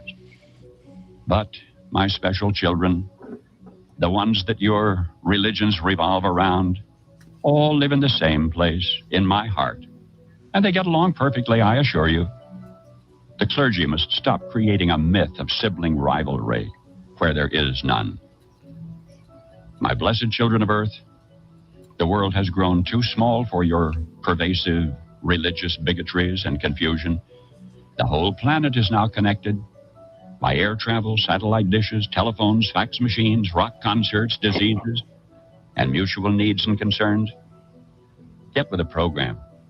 If you really want to help me celebrate the birthday of my son, Jesus, then commit yourselves to figuring out how to feed your hungry and clothe your naked and protect your abused and shelter your poor. And just as important, make your own everyday life a shining example of kindness and good humor. I've given you all of the resources you need if only you abandon your fear of each other and begin living and loving and laughing together. Finally, my children everywhere, remember whose birthday you honor on what you call Christmas Day, December 25, and the fearlessness with which he chose to live and die. As I love him, so do I love each of you. Now, I am not really ticked off. Not really. I just wanted to grab your attention because I hate to see you suffer. But I gave you free will. So what can I do now other than try to influence you through reason, persuasion, and a little old-fashioned guilt and manipulation? After all, you know, I am the original Jewish mother. I just want you. And I'll sit in the dark. I really am. Indeed, I swear, with you always. Always. Trust in me. Your one and only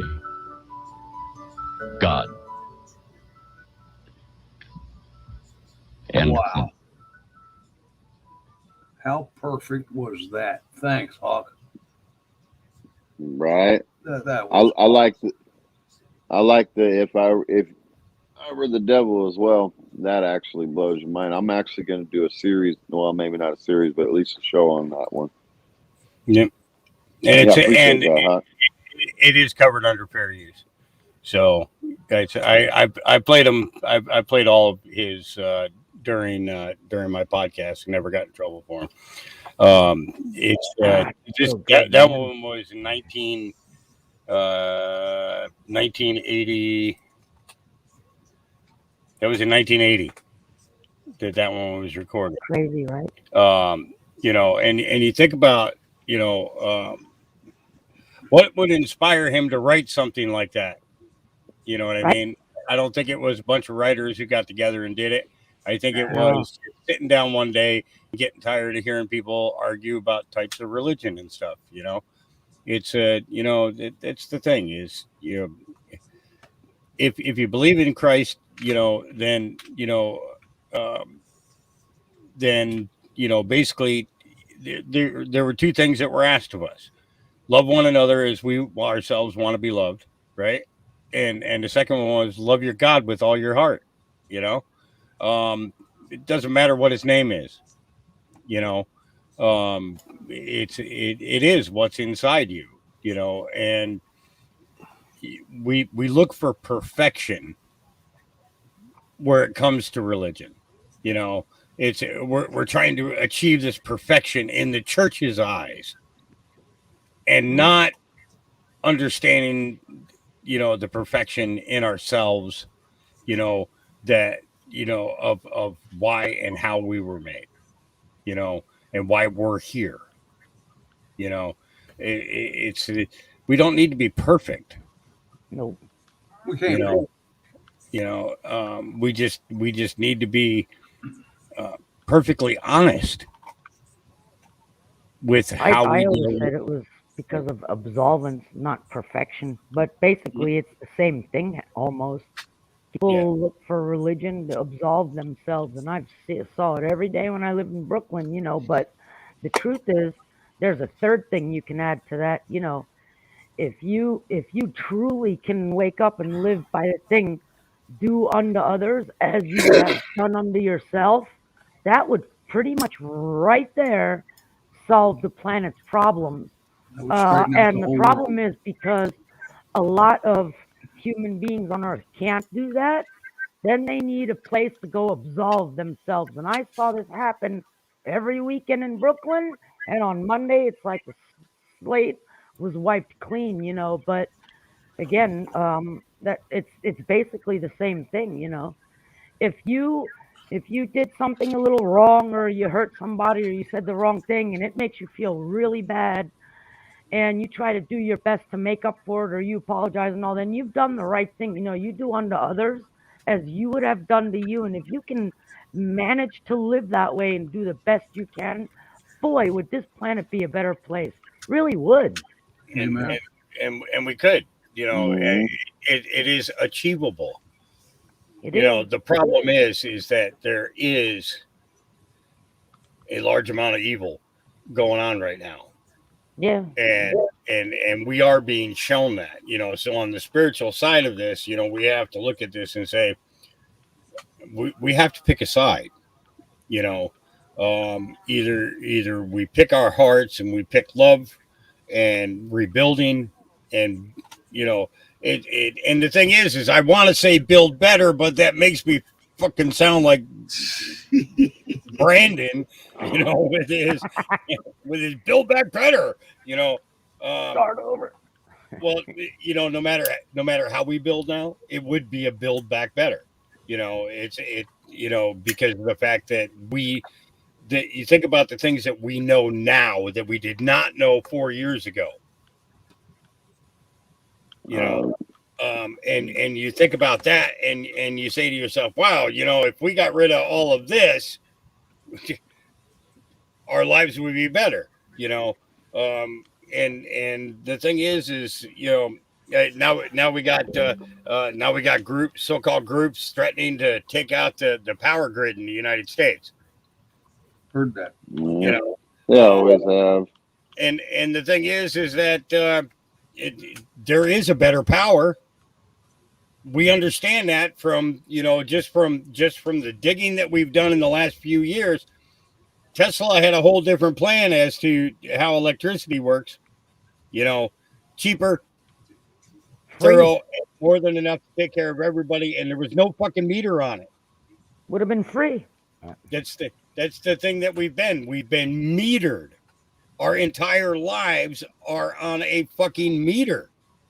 You know, you got a meter on the side of your house, but you know what? Your heart's one too, because of the fact that it takes everything, you know, working your whole entire freaking life to get a retirement and then end up having to work again because your retirement's not enough, you know, and you know, your children, there's a meter on that, you know, for 18 years at least. And if you send them to college, there's an extended 4-year meter on there, you know, and you know, everything is metered. We need to get rid of the fucking meters. Well, I mean, even our lives are metered too. Yep. I mean, at the end of the And day, why is that? Because of the fact that we have to work so hard. We have to fucking kill ourselves on a daily basis, and both mentally and physically, you know, because it's that time that, you know, maybe you're in between jobs or, you know, this or that, you know, and then the stress and the worry and everything that comes down on top of you because of the fact that you're not meeting your own self obligations, you know, and it's just fucking crazy. It's madness. It's madness that we run around like we do and try to live the lives that we do, and that's not the way it's supposed to be. Nope. It's an ant colony. Well, can you imagine in the next, like take a even 3 to 5 years, if every mother that went and squeezed their kid out, right, says, no, I'm not giving them a social security number. It starts there, right? Because you squeeze them out, the doctor comes in and blah blah blah, and the next thing you know, you got to assign this number to your kid. Why? I mean, do you think that the government is really, because they're like, well, like Ari's mom said, when I get older, I need that social security. No, you don't. So you thought that your entire life that you worked, the government is better at saving money and taking it away from you and keeping it till they filter it back to you when you're older. What are you, a kid? You And are then a they kid. turn you down. Because if And you're then 80 years old and waiting for that social security check, that's just like sitting home at mommy and daddy and waiting for your allowance. Yep. Fuck that shit. And that stuff can stop right from the start when you come out of that, you know, the JJ. And your mom's like, no, I ain't doing that. Just saying. Starts there. We're all slaves. That's where the slavery starts, by the way. Yeah. Before they even stick that thing in your pie hole and get you to breathe. I gotta pee. I'll be right back. Mention my name, you'll get a terrific seat.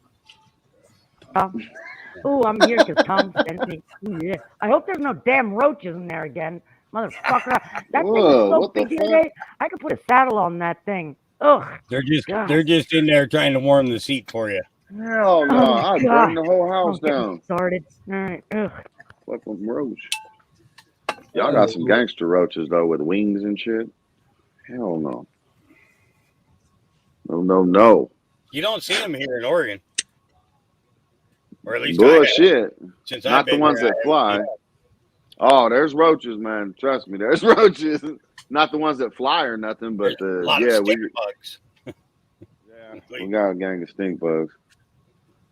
You see my little short I posted earlier, Hot? No, I'll have to look for it. I saw the one that Craig put up, hernia surgery. No, it was just all the chemtrails that was above my house today. Oh, About yeah, 7 of them, maybe 10 of them. Yeah, it's on my list of things to watch. Yeah, it was about, I don't know, 45 Man, they seconds or kicked the something. shit out of you guys. Was that really this morning? Yeah, it was. Or no, not this morning, but yesterday morning. Yeah, I'm waiting for the storm. It's probably be here tomorrow, maybe. They're not saying it on the They're not saying it on the Weather Channel or nothing, but I know it'll be here. I've lived here long enough to know better. Yeah, we got rain. I know we got rain coming. My weather report just came like up with Sunday. No, we came up with rain for. Let me see.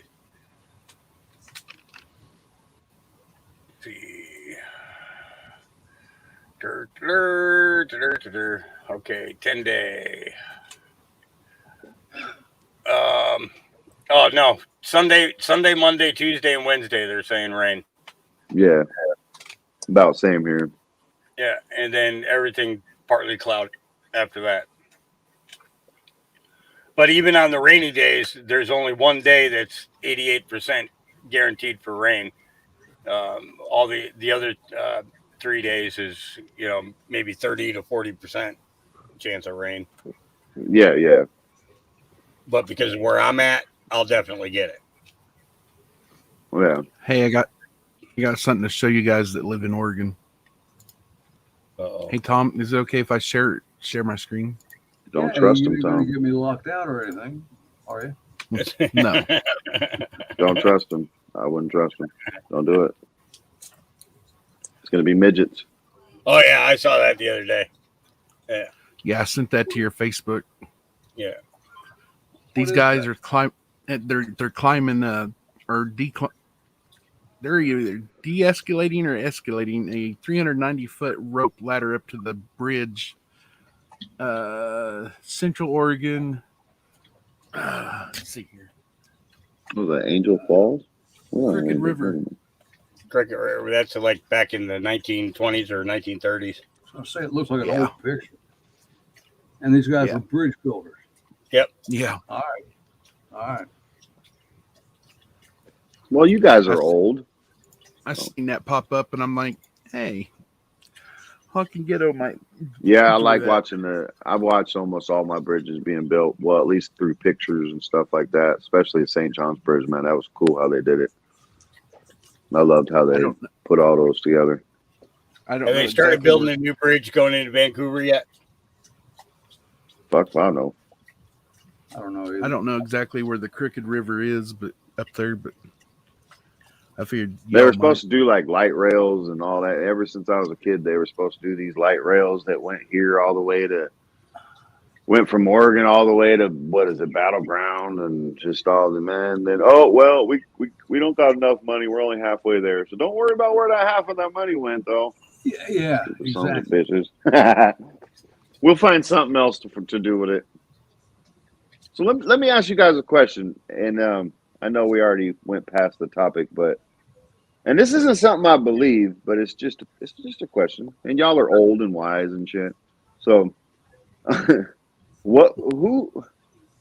out of all the religions, all the faith, all the everything, who's to say that murder, lust, all those things that we perceive as evil isn't actually the right way that mankind's supposed to go? Is it because we have an internal clock, an internal moral compass? Do we absolutely know that those are wrong? Or is it? I do in my heart. I do. I mean, me too. But I mean, what if, you know what I mean? Like just everything that we believed in was completely upside down. Well, it makes a society very hard to manage if you don't have a certain set of rules set upon the greater community. Obviously, aside for the fact that all of us have, like, you've got your heart and you've got that natural kind of your conscience, aside for your conscience, which is something that just comes to you naturally. So I think that goes quite deeper into faith as well. But it's just like when it does come to, it would be very hard to kind of create and progress a society in technological terms as well as in agricultural terms as well if you did not have a certain set of rules to govern people. In some places, as you know, it does go towards totalitarianism, that word. It's definitely, there's levels of it because you need freedom. It's an interesting way to see it, but essentially you need rules to progress society. Yeah. But I mean, like, so who was it? Like the Mayans or the Aztecs, where they used to use people's heads as a sports ball, and the cannibal societies, and I mean, there's been many societies before us that's all they did was lust and murder and everything else, and I was there. I saw mean? where they did it. And they're gone now. Yeah, they're gone now. Well, I mean, that's where we're going to, though. That's what I'm saying. It's like all societies have their own way. It just makes you wonder. That separates us from animals And I think there are things deep inside us that abhor certain things, whether we've been taught about it or not. You know inside that no, this is not what I Yeah. would do. And I don't think it's taught. I think it's given to us by God. That's the word of God inside you. So whose Moral head are we compass. kicking around? Great way of putting it, Tom. Because I definitely agree with what you both said, honestly. It's just more of a question. I like to throw the questions out there, you know. Hey, I Hawk. mean, these are basic human emotions you were describing. Everybody has them, right? Some guys, it's like an eye for an eye. I'm gonna fucking string this guy up, or iguana, or whatever. Yeah. You know, Skull, and that's And the thing is, perfectly skull fuck 'em. justifiable. You know, who cares? yeah, And then you know, you're talking about lust and all that. I mean, come on. I don't care who you are, but I mean, there's some people that just flat out don't. But you know, here's the thing: at some point, it's a basic human emotion. Everybody does it, whether you act on it or not. Tells you what your moral compass is. There you go. Because, like I said, right? Exactly. They thought I almost burnt the house down the other night. It was coconut oil smoking. Next thing I know, I have 2 firefighters knocking on the door. I'm like, great. Like, I need more shit from the neighbors. The truth is, though, they were hot. I was like, they were. I'm like, you want to come in and check out how to undo the ADT alarm thing? Because I don't have the code and all. And I'm sitting there holding my dog going, giggity. That's all in good fun. But that's a perfect example of what you're talking about. You know, did I slip my phone number? Fuck no. 'Cause I don't give a shit. I want to be left alone. But they were hot. So I had some good dreams that night, you know. It was cute. That's not against it at all. Damn.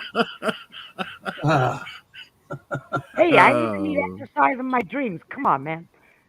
I'm going to hell. nah. Oh wow. Whatever. I'll own it. I don't give a fuck. I'll tie the devil up, throw some handcuffs on him, and whip the shit out of him. And he can suck it. There you go. I have a lot of practice. Orale. I do. Sorry for asking that question, everybody. Why? I will not again. I promise. I promise. I can't help it. Oh shit! Okay, time for me to go to bed. Y'all Yeah, are on that note. y'all are leaving it now. Whipping. I'm gonna go have some Nick is freak gonna end up fucking whipping the devil. Literally whipping the devil. She's gonna be like, dream. "Papa, I could who's your almost daddy?" see that too. Hey, What well, I else got a you feeling plan on if it could doing be that I'd done, worry Nikki about? could do it. I All got right, your I'm going to back. bed. You guys have a good night. Hawk, you don't Have a know good how much night, I Hawk. appreciate you coming by. I'm gonna give you a call tomorrow afternoon for just like 5 minutes, man. Promise. Not a No problem. more than 5 minutes. Not a problem. All Good right, night, buddy. All right, sir. have brother. a good Get evening, some Walter. rest, man. Thank you for sharing that video, by the way. Oh, that was awesome. That was Yeah. perfect. Thank you. All right, guys. Have a good night. Good night, brother. So, Ghetto, you brought up something that's also quite interesting, and it also leans on another kind of topic as well, where you have to look at like what is the difference between kind of self-preservation and how far does that go, kind of thing. On moral guidelines as well. Like, there's two things real quick. So the one thing is like whatever people do, the majority of what we're doing on a daily basis is trying to avoid discomfort, right? And inconvenience. Like essentially that's what we're trying to do on a day-to-day basis. Like is how everything that we do has a level of, okay, will that inconvenience us later? Like what discomfort is that going to bring us? Not everything is about that, but like that does go onto the whole thing where, about how much are we doing for ourselves and then how much are we willing to do like for others? How selfish are people when the going gets tough as well? Do people truly like, is it an innate feeling that people will always be good or negative? And I believe that people are absolutely born good. I don't think that there's ever a baby that's born on the face of this planet that's born as like evil, evil intent or evil corrupted or anything like that. I think that environments and situations, unfortunately, play quite a large part in that. But essentially, my question was just like a backing question to yours as well, to kind of just ask if you think that, at the end of the day, if where it kind of lies, where we're willing to help others and kind of, cut ourselves off as well for the betterment of other people. It's just the whole moral thing about, is everything we do kind of selfish to a degree, or how far does it come when it comes to compassion for others? And that it's a pretty deep dive. I'm sorry. Yeah, no, in all honesty, I think every act of good is selfish. And the reason I say that is because we get some kind of gratification, no matter how small or how big within ourselves, when we help somebody else. So is it selfish of us, or are we just openly, you know what I mean? We So like it's to kind think of a that it's, double-edged sword. Well, let me I ask think you we this. all like to think that it comes from a good incentive place, Yeah, oh yeah, for sure. Oh my How God, though, What's that, Ghetto, Tom? that was prophetic and pretty fucking awesome. Well, but I got a Actually, counter to that. I want to know now. You speak about this older guy that lives there close to you somewhere, Yes, sir. and what you go over there once in a while, maybe and mow his yard, or if you see him struggling with Yeah, I try to. a He's a load, help stubborn old him. man, You know, but yeah. do you ever go over there thinking, man, if I go out over there and help this dude out, it's really going to make me feel good? You don't Nope, think that. You don't go over there I don't. thinking that. But when I do help it, I feel accomplished. Yeah, after you've done it, it makes Yes, you feel good. But you didn't go yes, over there to make yourself feel good. You went over there to help the old dude out. because it's the yeah. That's right thing to do. that's the God in you. See what I'm Okay. saying? Yeah. No, that And then makes a he lot of rewards sense. you after that's done with that good feeling. And we all get that. That's that goes my into another Well, opinion. terminology, intention. Uh-huh. yeah. And intention on a What your worldwide intention level is is. a big deal. That goes into a whole nother thing. I'll shut up. Oh, okay. No, Nick. No, don't shut up. No, I'm Shoot, just stop saying. saying that, by the way. Yeah, Bro, I'll whoop you. intention. Shoot. Yep. We all got something to say. No, that was a good way to say that as well, the intention, because no, I appreciate that, guys, honestly, because we always do get a good feeling no matter what, whether it's before or after, you know what I mean? It's still there, and then that goes upon the intention of the person that's actually doing it. So that makes sense. You know what I mean? Yeah, it does. It does make a lot of sense as well. And it also, so it comes down to like emergencies as well, where human nature has often gone far and beyond, like, self-preservation when it comes to emergencies as well. There's been a lot of times that it's been recorded where people have absolutely put themselves in harm's way for like the love of people that they don't even know, like complete strangers. And I think that it's those beautiful elements that we see within humanity that we can like kind of understand that it's not always everything that's done. And Tom, you brought up a really good point as well. When Ghetto goes there, it's also like, is that just knowing that it's the right thing to do, just not even like wanting that kind of appraisal from anybody or even the gratification upon himself, but rather that he just like knows that the difference between right and wrong, and choosing to feed the white wolf instead of like the white wolf and the gray wolf and the black wolf analogies. It's just doing that in general. And I think it's right and wrong as well. So It goes back to Nick, doing unto others what you would have them do unto you. Yes, sir. yeah, I'm going to be an old man one of these days and need help. I'll Matthew appreciate it. 7:12. Yeah. What's Well, I'll this, give you a Ron? perfect example of that. Like, I had to run out really quick. Day before yesterday, I was doing my stuff, and I was all done when I did my runs. I literally had like $2 or $3 left in my thing, And in typical Florida, I pull up to a light, and I wasn't even paying attention. I was listening to something on the radio, and the guy literally was in my passenger window. Hey, how you doing? And he's like, I like your hair color. I was like, oh, thanks. And then of course I know the next question comes, can you whatever? And I'm a sucker, or I don't know what you call it, but if I'm there and the light's on and I'm stuck there, I'm giving him money. So um I said, "Oh, wait a second, I give it to you." So I went and I gave him whatever was left in there. And he's like, "Oh, bless you and thank you and whatever." Now, he could have been full of shit. A lot of them are. Some of these guys have more money than us. But there could be that one person that you made a huge difference to in their life that day. They really needed it. Probably far and few between. But I always remember what my mom used to say to me. She said, "Remember to appreciate what you have because you're 1 minute away from being homeless all the time. And that could be you." And Gary actually busts my nuts all the time because he won't do it. He'll look the other way. He'll keep driving. I can't do it. I just can't do it, And so if I have something, I'll give it to them. You know what I mean? And boy, do I feel guilty if I don't. And again, like I said, everybody's like, "You're a sucker. Don't give these people money." I've been doing it as long as I can remember. And you know what the truth is? It's a bit of green pieces of paper in there. What good is that going to do me if it can do somebody else even more good that day? Because all I know is I just went a little bit of grocery shopping. I was on a budget, but at the end of the day, I come home to a roof over my head, growing my food. I have a fridge full of shit. I dick around. That person may not have that. So, hey, you just never know. You know what I mean? And I didn't do that.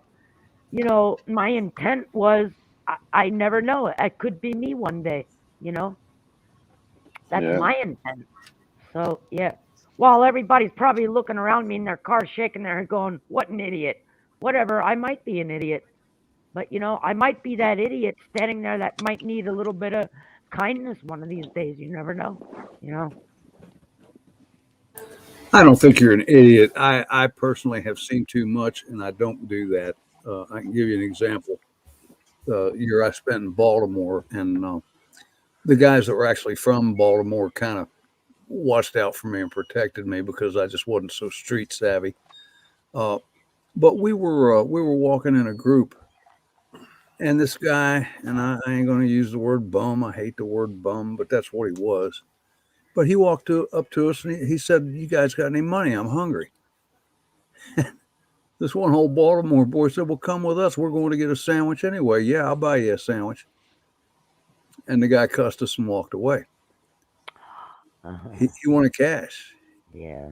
So, I kind of feel bad. But no, I won't do that, Nikki. And bless you for doing it. Yeah. You I get it. Yeah. know, I get it. yeah. Yeah, we offered him food. He wouldn't take the food. So, Well, like I said, there is a small percentage that's actually real. But you know what?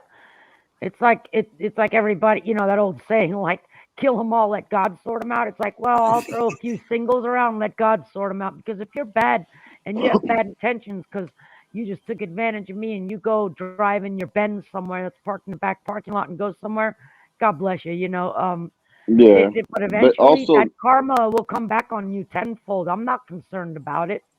yeah. I did but what I also, did because I hope that what I gave out comes back to me threefold. And if I need it one day, there's one good soul out there that'll help. Yeah. it can go deeper than that though too, because the time that you took to talk to that person could have actually saved you from going a little bit faster right into a freaking diesel truck hitting you. You I mean, betcha. that's honestly how the world I give you that works. You too. You know truly what I mean? never know. Yeah. You I give don't. you that kind of stuff too, right? A second or here or there can make Yeah. a difference, right? I know, you just Oh never yeah, know. I've had a few It's times interesting. where I'd stopped and tied my shoes, or me and my wife was just a little bit early, and then we, come upon an accident. Like, holy crap, we could have Could have been You been bet. right there. screwed. Yeah. Right? That's another rabbit hole and an interesting one too. Yeah. Yeah. Hmm. But you'll see videos. I remember one video I saw where it was a couple, and they were all ragged and dirty and sitting there in a couple of lawn chairs with signs, "Please help" and all this. And at the end of the day, they pack their shit up and go to a nicer car than I've got. Yeah. They make a living like that. Yeah. So you never know. You never know. I Yeah. don't know, man. I mean, more power to them for making a living of that. If it works, it works. That's Yeah. kind of how I see it. I mean, I don't. I would hope I would never have to do it, but I mean, if it works for people, it works. I was down in Tijuana, man, And I look at street people a whole lot different being down there in Tijuana because they had these little babies out there. I'm talking 3, 4, 5 years old. And these ladies out here with babies, what are those cradle things that they use to hold the babies up when you're walking around? What are, those things, and they're all begging and all that. And then you see them around the corner or at the clubs or whatever getting in these freaking Cadillac Escalades. Yeah. And it's not that these people are rich that are doing it, it's that they're actual groups of people that are sent out there by the cartels or the gangs or something, and they got to make their quota on getting handouts, you know what I mean, or they get Right. punished. So I mean, Yeah. there's a whole web of things out there. I heard about that too. Yeah. Yeah, it's all bad down there. At least down there, I know for a fact that shit was mad. Oof. And Yeah. there are ways to give. I mean, here in this little valley, you can go into these little convenience stores and there'll be a jar sitting there and it'll have a little sign on it for so and so's cancer surgery or whatever. Yeah. Legitimate things that you know about. And of course, you've already heard that this person's sick through the community. I remember when Laura had that stroke. Man, the people in churches gave us money because, she got a bill. How much was it? $300,000 from the hospital. And thank God she had Holy insurance. crap. You get a bill like that, and you got to laugh to keep from crying. And you know damn well it's never going to get paid. Yeah. Right. But the people around here were so good to us. And she was in the hospital for like 30 days, I think. Oh man, I bet you were beside yourself, Tom.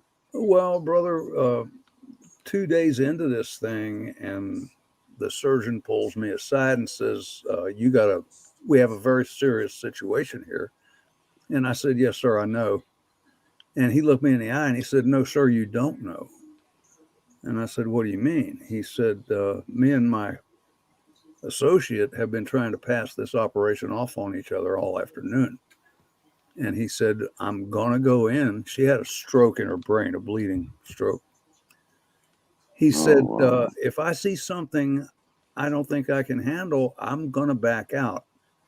And she will live 2 to 5 days. So that was a little bit of stress. Now, Yeah. thank God that was Holy. 19 years ago, and you would never know anything had ever gone wrong. But the community was so good to me, man. I'll never forget this community, and it makes me want to give back and help. So I do my best. Right. Yeah. That's a beautiful thing. Yep. It really is. And that's small town living, Yeah. But gosh. Ugh, I wish I even could in the be big that. city, you got neighborhoods, and neighborhoods are small towns too. Mm-hmm. Yeah. It's kind of how. Well, I mean, it's great how this community even comes together. You know what I mean? I mean, even online, I think everybody has it in them, and it's not always monetary. You know what I mean? Because I imagine you had plenty of people making you food and Oh my, doing all kinds of, you know what I mean? So I mean, it's not yeah. always just monetary, but I think as a whole, people are good.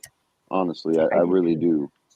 I think do the too. system itself is fucked, but people, us, the prisoners on this planet are actually good, and they don't want us to know how good we are, so they constantly feed us all this bad shit. Yeah. Yeah.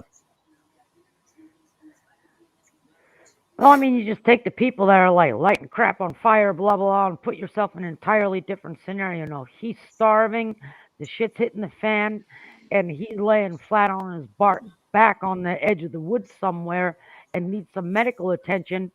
And you're the same one he couldn't stand because the system put all the ideas in his head, and now you're helping him. And then suddenly what happens? You're not such a bad person after all, are you? Because your just brain is poisoned by the system is the Right. problem. We're all humans Yeah. after all, We really are. And I think left to our own devices, I think most of us will do the right thing. Some Yeah. of us. That's the problem though, is that until we're proven wrong, like there's no real way to ever really find out. And No. I've had friendships for many years because I'm very sentimental when it comes to people, and I've had friends hold on to some of the friendships for, like, in particular I can think of the one friendship that I had for nearly 20 years, and the person surprised me completely on their actions, which I won't get into, but their actions absolutely ended the friendship of not only myself but them and everybody that is close to them because of what they got themselves involved in. It's just like, trusting people is actually something that I've found as I've gotten older. Like it's become more difficult and challenging to kind of trust people, and that's something that's a big thing because I wish that I could trust as easily as I want to, because I want to believe that everybody's got the right intentions and everybody's got a good heart, but I've just been disproven like so many times that you kind of you get like the scars heal over time, but they're still there. That's the thing. Like it's hard to speak on that without bringing that type of thing up. So I think that trusting people can be a good thing. I think that there are absolutely good people out there. It's become harder and harder for me to find them. There's that saying that I might have brought up before that, as I age and as I get older, the more I find how much I like dogs. And I've brought that up before because it's like you find out that people can disappoint you quickly. Oh yeah, and we've all had that, and sometimes Yeah. it's very, very painful, especially when you've been, so good to somebody and expected absolutely nothing for it, and then they turn around and show you what they are. That happens. I think that's what we have to do when we consider that, is that realize like that it's easy for us to have confirmation bias and focus on that negative. But I mean, how many of the other times, how many friends do I have realistically that have been good all this time, that haven't like completely done like crazy stuff, whatever, like that's another side to it as well. It's kind of where you're looking in the whole silver linings to like everything. Yeah, it's funny you say the word friends. That's another thing my parents taught me. My father always said, you use that term too loosely. He was really strict. And he goes, 95% of what you told me is your acquaintance. 5% of that is your friend until they earn it. And he goes, by the way, while you're making them earn it, you have to earn it at the same time. That's what he taught me. And it's true. Yep. Yeah. And the thing is, like, even here, we chat together, good morning here and there to 5 bazillion different people, but that's 5 bazillion acquaintances. Which ones are your friends? Like I say, I can honestly say I've made the effort. I've gone out in the truck. I've actually personally hooked up with a few people in the YouTube community face to face, and then some, not in the way that you think, don't be gross. So, and that goes above and beyond, what we do in chat and everything else. And that's a cool thing, but you have to be a little discerning. What's Right. what. So Oh I don't yeah. know. But he said you always use the word friend too loosely and all that. And I always thought he was a jerk. But when I got older, I realized what my parents were talking about, because they said, just think about what you're saying. That word means a lot, and it has a lot of responsibility attached to it. Yeah, Yeah. exactly. It does. And yep, it really does. And then that's why I said earlier together, I said I'm a strong acquaintance at the moment, but like over time as well to kind of build up the friendship. My late uncle, who was really big guy, he was a walking giant, but he was one of the most friendliest and kindest people you'd ever meet. And he was really like a family orientated and very well and strong moral person. And he always used to tell me, when I was younger, because I always wanted to spend time with like all my friends, and like I was everywhere, like I just wanted to spend time with different friendship circles and like get to know more people, because I really have always enjoyed that side of life.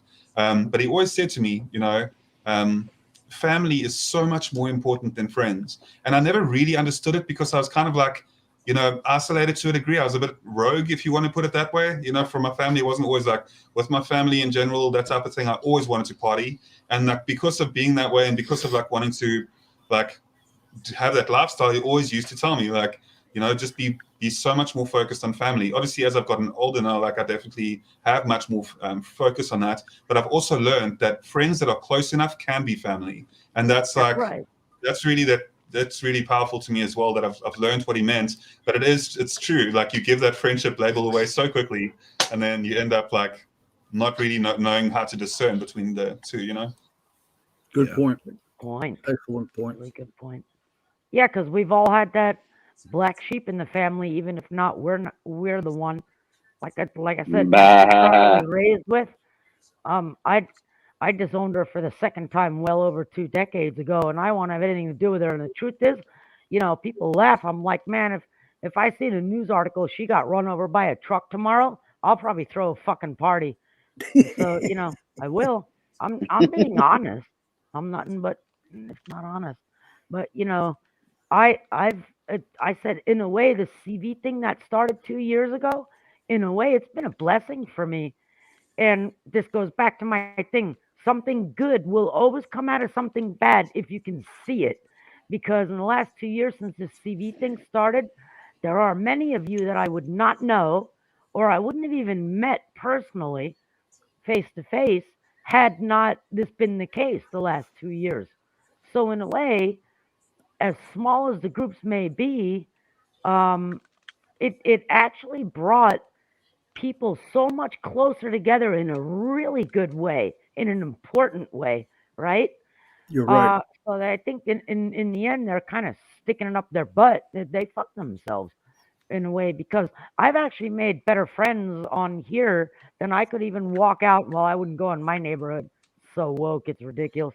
Um, than anywhere else for that matter. You could walk several blocks in modern times now if you live in an area like I do and not make the amount of friends that you do when you're on here. And I say friends, not everybody.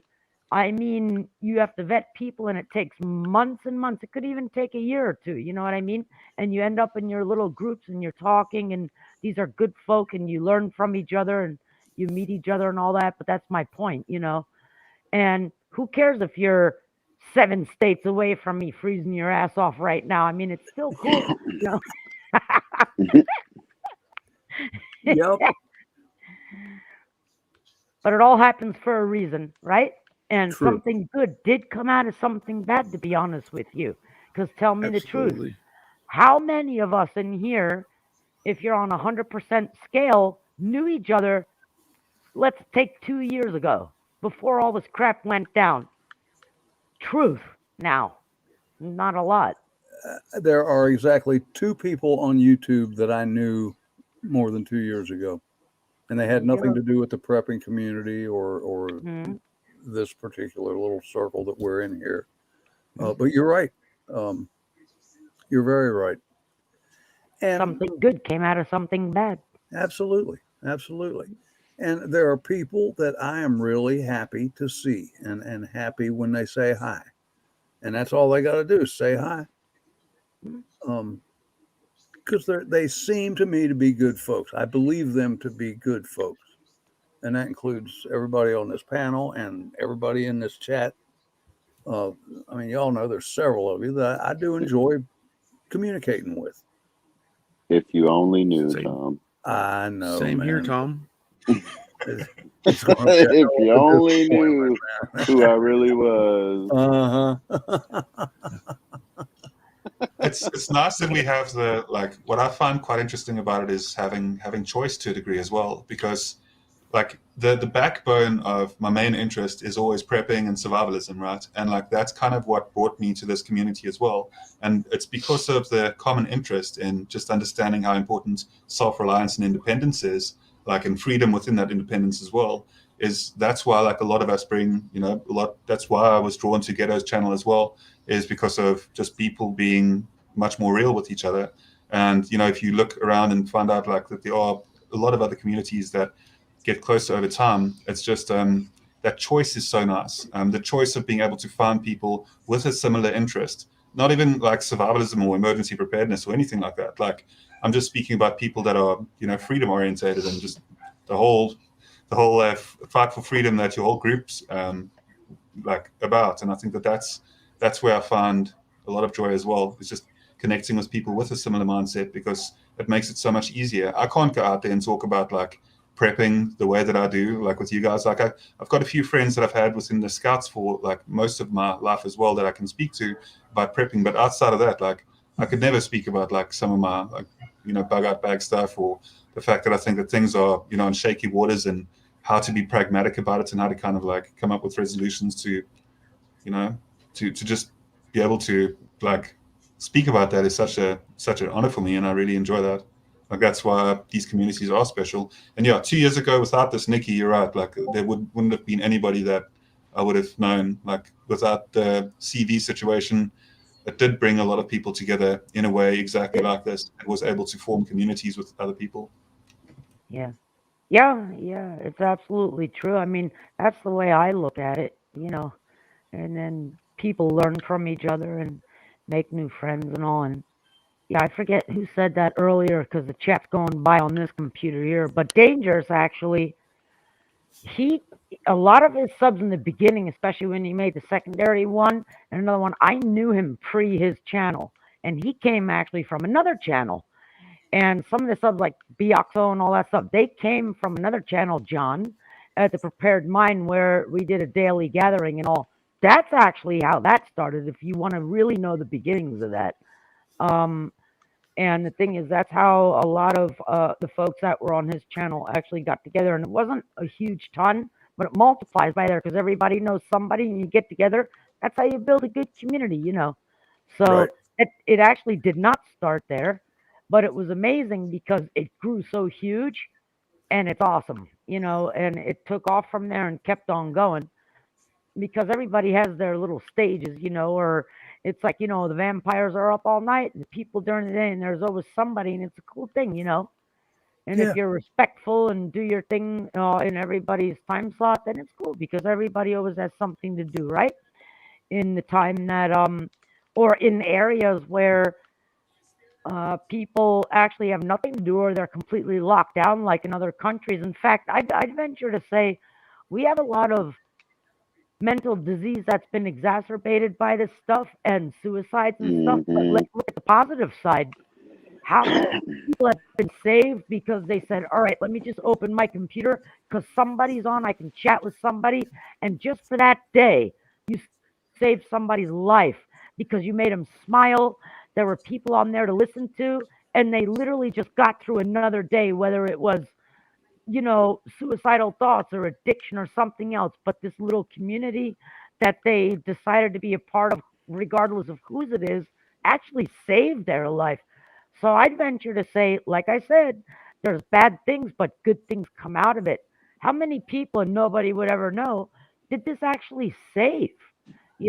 Because you're able to communicate with people and make friends or whatever you want to call it and give somebody something to smile about, if not just for one day, because that goes a long way. Make somebody smile and just say Right. hi. Yep, Yeah. Just give somebody to talk to. I mean, we all need that. you bet. Yeah, Um, you bet. and like I joke, my wife gets tired of hearing it. So That song. This is where he blames his wife for as to why he's on YouTube. there you go.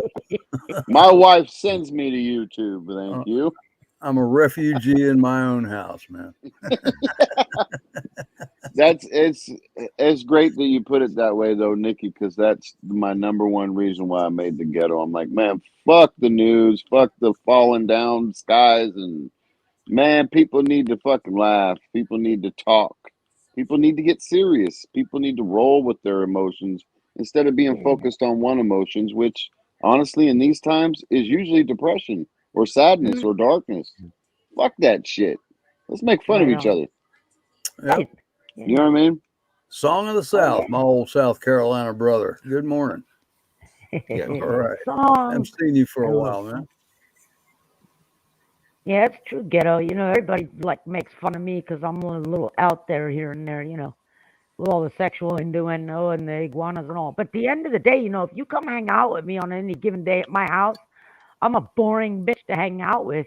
I work like Oh a no. robot.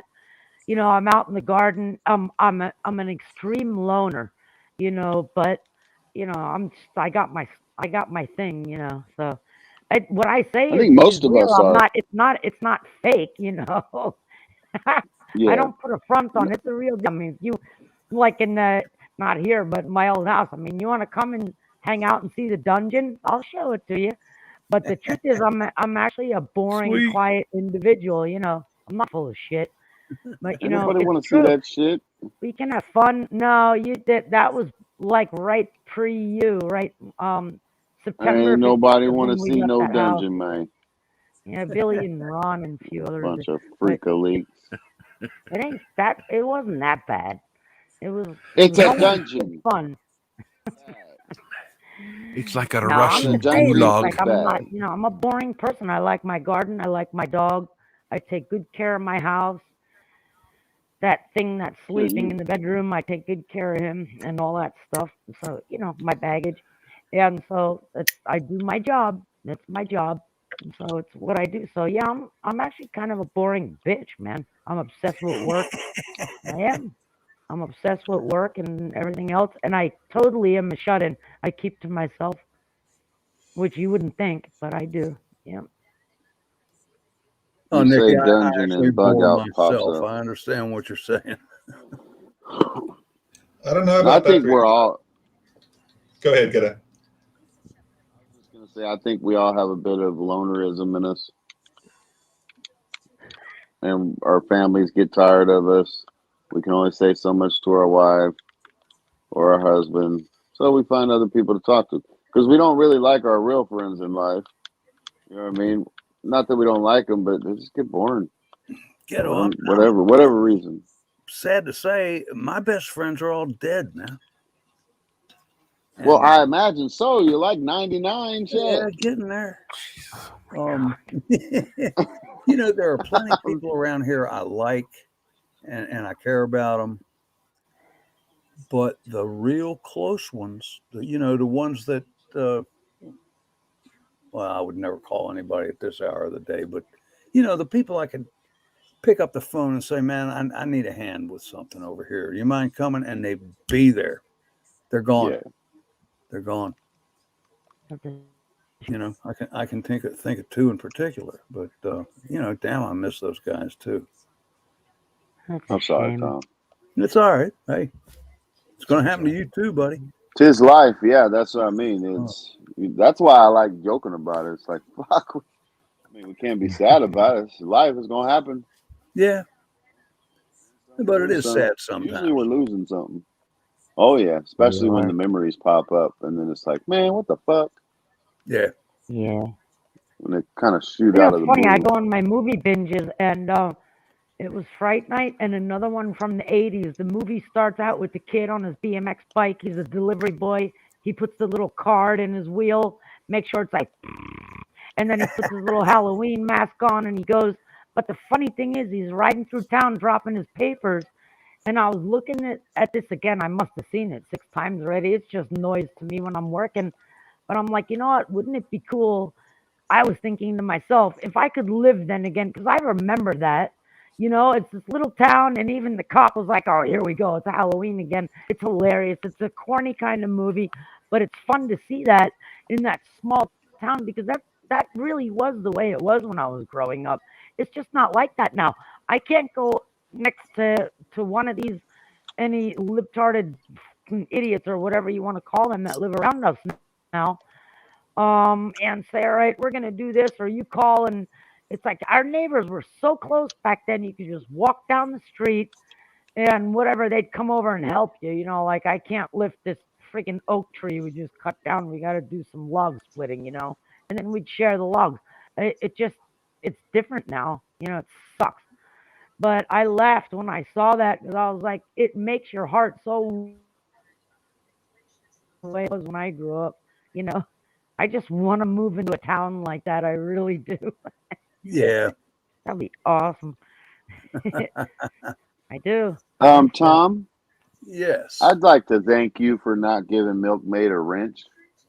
Oh, it's much appreciated. Very much God. for not giving her a wrench.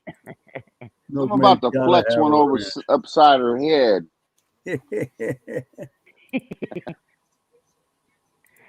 Oh my God. Yeah, hey y'all, Yeah, I'm bad so- about paying attention to that. Guardian Prepper needs a wrench.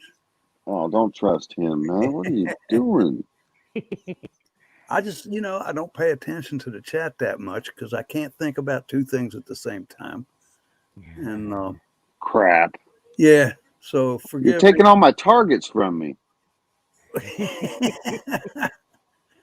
Everybody must be able to defend themselves. Everybody. Be your own nuclear power. That's how I feel. Does Ron have See how easy old people get confused? I actually was saying that to him so he would give you a wrench, milkmaid. So you're welcome.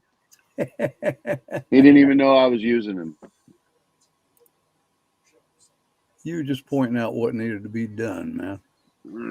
Yeah. Monty's got his hand up like a third grader. Oh, go ahead, Monty. Because I don't like being interrupted, so I don't want to interrupt anyone else. You were saying it sucks whenever memories like that come back, and reminds you of people that's gone or anything, and that's true.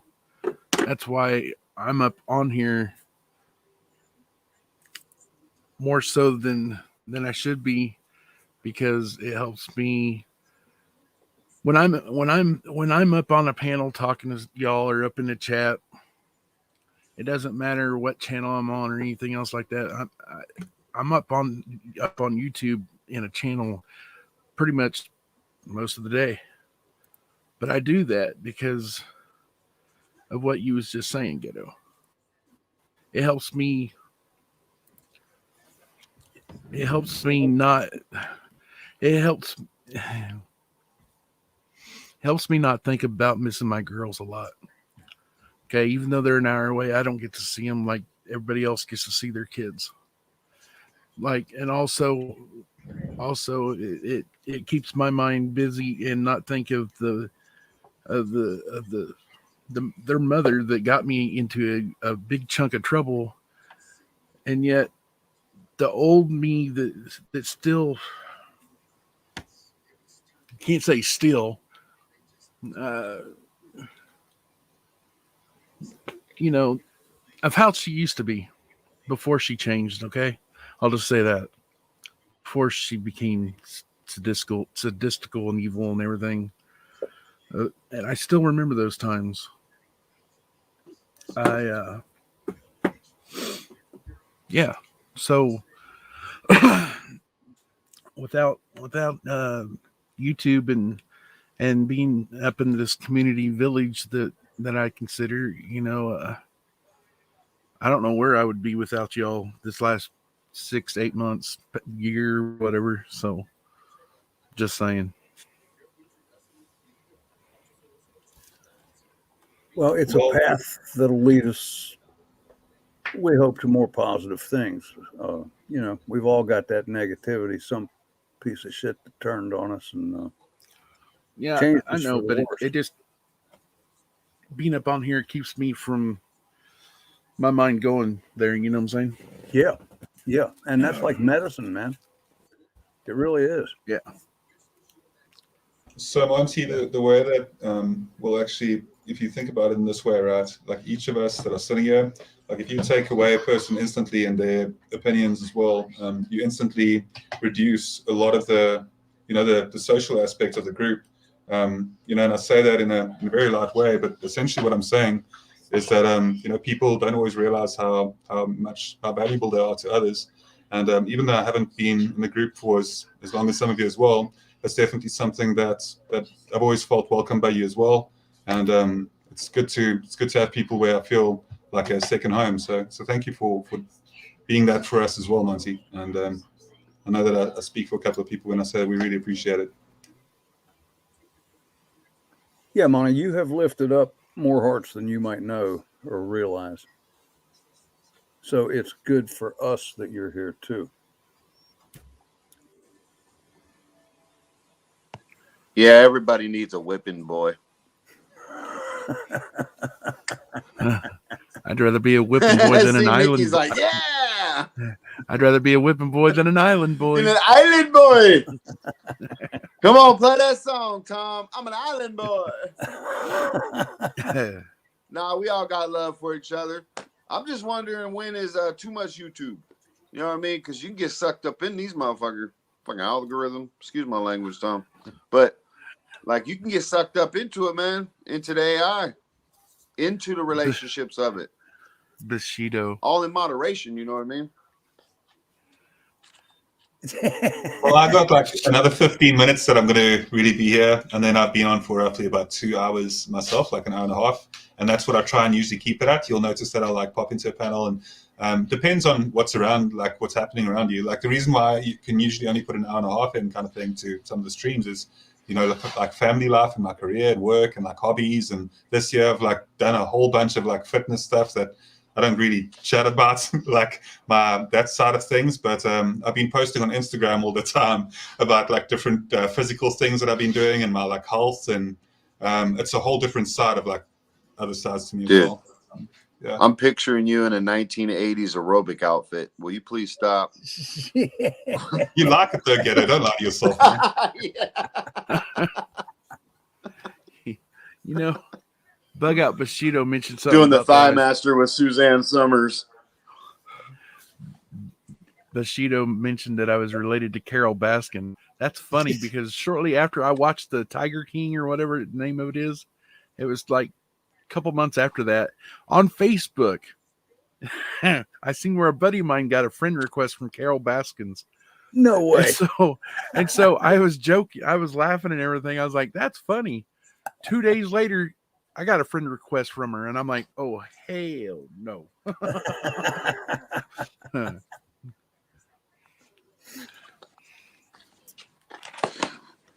Don't need none of that craziness in my life.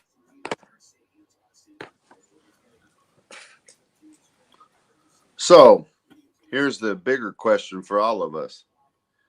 Did we pick each other, or did the algorithm pick us? And that's a good question, bro. Damn it, Ghetto. Why you got to be so theological or whatever you want to call it? I'm just asking. It's a legit question. And We you're was muted, going by with the way, groove, Nikki, and if then you didn't just already know. throw in that wrench. It's the honest. I don't mind. You know what I mean? I'm enjoying what the algorithm got me. I mean, there's a few of you fucking nutballs, but still, I'm Arsenio enjoying Hall. what the algorithm got me. Makes you go, I know, right? Something brought us together. I mean, we didn't. I think I found Ghetto because You love big cock? I'll be right back. I'm just joking. Oh, mercy. I think I found Ghetto, and then she flashed the picture. All I gotta say is that was fucking awesome. Any man will appreciate that. Great time to put your picture up, Nikki. Thank you. So glad my wife is sleeping right now. Ghetto's using his It's a Enrique good day, Suave voice. Seriously, I do think it had to be some higher power that does bring a group of people like this together. You know, not only the panel but the chat. I don't know about these algorithms. Nobody has ever actually defined that word to me.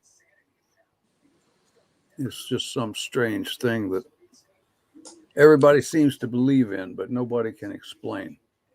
I could try in a very simplistic form. Yeah. It's probably not a good explanation, but like, because I've only learned quite recently as well, and what the algorithm would mean as well. And it's like just computer making suggestions based on your current likes that you enjoy as well. That's my only take from it. But past that, Tom, I'm in the same boat as you. I don't get it either. Yeah. So your suggestions, your conversations, Tom. I mean, we've had this talk before about, you know, your the air fryer and the you know, those situations. The So toilet. the man, the wiretap, it's been collecting information on us since we were 0. And now that science is so advanced, so they say, I honestly still feel like AI is not of this world. It may be the engine that drives this world, honestly, but that's a whole different rabbit hole. But my point is it's a bunch of numbers. You know, math is universal, right? I mean, that's how we speak. Well, that's how the AI speaks as well. It takes all your interests, all your everything, and puts you here. You don't even see prepping as like an abnormal thing. That's just been your way of life your entire life, right? Right. Yeah. And now you're on a computer with the majority of us are preppers. I mean, we're in a prepping community. Uh-huh. I mean, that's not a coincidence. You know what I mean? That's the AI that kind of, I mean, unless you were in there in the computer typing in how to can food, how to store dry food, that's what I mean. That's it going off of your conversations that you have or being able to see your way of life, however it sees it. You know what I mean? Even if I believe the AI is dark, I use it for good. You know what I mean? I look at the good in it, just like the world. Even though the world is shit, I see all the nice, shiny white toilet paper that can wipe that shit up. Yep. Any tool can be misused. You know what I mean? Yeah. Oh, yeah. Then it's the chances of the people that we spoke to as well that led us here. Like, because if we had made connections with different people along the route as well, Gardener Josh is personally like the person that, you know, I would always chat to, and he'd be speaking about similar things that I'd be speaking about as well. And we started to have a bit of a friendship. And then then he introduced me to you guys. But I wouldn't have gotten to know him with Gardener Josh with the homesteading community if I hadn't gotten into if I wasn't into gardening myself and prepping. And then gotten into Shed Wars, which brought me to the US homesteading community where I met White Family Farm. And then I met Gardener Josh through White Family Farm. I still recollect, I know like the route that got me here. But what I'm saying is that if it wasn't those friendships that I had made, right, like I wouldn't have been having this exact conversation with each of the individuals that also had their own friendships, which led them here. I know it seems like a circle, but basically, I hope I'm getting across what I'm trying to say. Yeah, because Eddie James, of all people in the chat and in this community, I've probably known Eddie James longer than any of us here. And that's only because I met him through Unspecified, which was a person that did, he restreamed all the riots and protests that were in my town. And so I found him through Facebook, which was another AI, which was a couple years ago, back when I had Facebook. That's my boy right there. He's actually from my neck of the woods in New Jersey. We all went to the Something same wrong place. with that boy. Well, there's a lot wrong with that boy. But he's great. I love But it. that's the other thing. There's something wrong with him. That's the other thing that trips me out from the AI is that like some of my closest friends on here are of the same area. You know what I mean? Like regionally. So, I mean, it goes pretty far, but at the end of the day, I think just like you, Tom, you know, it's God put us here. He put us here. That's cool. I mean, we're able to have really good conversations. I see most like a family. And I say most because we all got our crazy ass uncles and aunts and shit. Oh, yeah. Oh, sure. Good grief. Some of y'all are nuts. I'm just going to put it out there. I don't care. Oh, boy. Cole had mentioned Prepping 101. The shitter's full. I do believe I found Ron in Prepping 101, and I got no idea why I ever went to that site in the first place. No clue. Really? You found him on Prepping 101? I believe I did. That's where I first met Ron. And really? I don't even remember how I migrated to his channel. I mean, it's all a blur. I met most of you over there from Ron's, so majority of you. You know, you do things, and at the time, they're very insignificant. Well, Virginia, you may be right. That's just my belief, because if I didn't meet him there, I don't know where I met him. So, but like I just remember you popping up one day, but I'm glad you did, because look at you now. Oh, it's so nice. This is like the best part of my day when you come on, because it's so relaxing, and it's usually not like that, you know? Oh, it's awesome. I love it. She just said that about me on my last live stream, Tom. Don't let her freaking sugar you up, man. Oh, She Ghetto says blow that to me. all the guys. Hey, man, I'll take any compliment that comes. It's not. That ain't true. No, I mean it's true. I love Ghetto. I love him, but he like that's the brain thing. But you know, the thing is, I just Tom is just something so relaxing. You know, when I know he's coming on, it's like it's gonna be a good morning. You know? Well, thank you. I'm serious. Only if he has Ghetto as a sidekick. Just saying. Oh my God! Stop yanking your own Johnson for fuck's sake. Well, I've known Hawk for quite a while. I actually should have included him with those other two guys. I've known Hawk Oh for it seems like yeah. a couple of years now. Now that's a good-hearted soul right there. He really is. Oh, Hawk is. They Yep. don't make him He- like Hawk anymore. Most Yeah, definitely. he's one of Nope. those nuts I was talking about earlier. No, but that's a good-hearted soul. I fell in love with him in a good way. Like the very first instant I heard his voice, you know, and back in the day he was always on Ron's channel and stuff like that. I was like, man, this dude is cool. You know, I don't know. He's just got a really cool coolness factor, you know, and he's a good-hearted soul. You can just feel it, you know, when you. That's a well-meaning, good-hearted individual right there. I love Hawk. Yeah. What a good guy. Very good Thank guy. you, Silver Girl. Thank you very much. Awesome. I think stuff. there's also like some similarity, you know, just being introduced to Dusty Data as well. Like Hawk's a legend, and Hawk and Dusty Data, like whenever I see them on a panel together, I know that there's going to be some very intriguing conversations going down as well. Yeah. So yeah, the both of them, and then I'm always speaking about Dusty Data, and you know, for some reason Dusty Data makes me laugh a lot. I always smile, and That's that's because he's the biggest nut. I'm definitely going to catch up with you guys soon. My little one, I'm going to go spend a bit of time with her and make a bit of food for the family and stuff like that as well. It's 1 o'clock here, so it's a bit of lunchtime. And thank you for allowing me up on the panel. And I really enjoy this community more than words can ever say. And even though I do say like things which could seem like I'm just putting like I'm just saying things to seem good, I genuinely like. I'm always absolutely being honest, and integrity is all that I have. So I just needed you guys to understand that as well.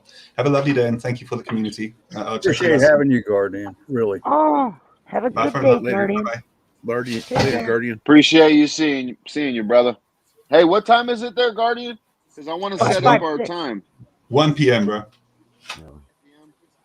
That's tomorrow in the future, right? Yeah, we'll catch up soon. I'll chat to you All right, directly. Take care, all right, Guardian. all right. Later. You know what's weird, guys? A bot just popped up, and literally on both my computers, the time was 5:56. How weird is that? Just a coincidence, but I don't believe in those. Are you referring to the caliber? No, the bot. A bot just popped up. And of course, I'm like instinctively go to block, but yeah, What's the significance of 5.56? I don't know. It's like cool ammo that I don't have a lot of It's because I'm an a AK. caliber of ammo. yeah. All right. I'm like, shouldn't both your computers have the same time on it? Yeah. I was thinking the 5.56 reference, but you never know. I'm telling you, these people are nuts. No, I just jump straight to ammo. You know what I'm saying? Because I don't have a ton of Exactly. that. I really don't have a lot of that stuff. There will never be one that shows up at 762, though. So If they do, I got this covered. I'm left out. My favorite You. number.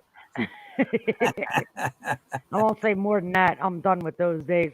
I think I said a little too much way back in the Ron days, but yeah, anybody that knows me, I'm not gonna lie. I'm an AK-47 girl. Or All a right. 7x62 girl, you know what I mean. Got All lots right. of them, and I 0.62 by love it. 39. Darn right, yeah. Absolutely. So good. I don't know a lot that lean that way. Everybody Oh, I likes lean to- that way. Cool. Yeah, All right. sexy. And it makes me happy. When my eardrums pop and my shoulder pops the fuck out of its socket, I'm happy. There you go. I actually can't go to the range yet because my shoulder is not My shoulder sucks still. Not ready yet. No, I'm not. You know, it's weird. I had to cut the fucking grass yesterday. God, don't get me started.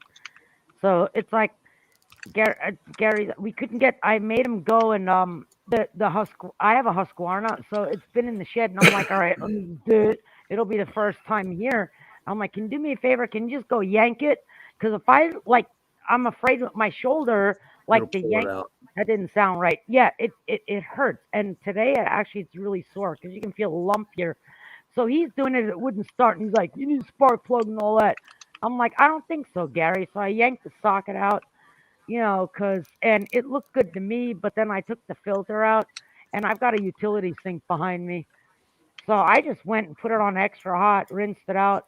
He went off on his way because he gave up, and I blew it out after that, and it started on the first.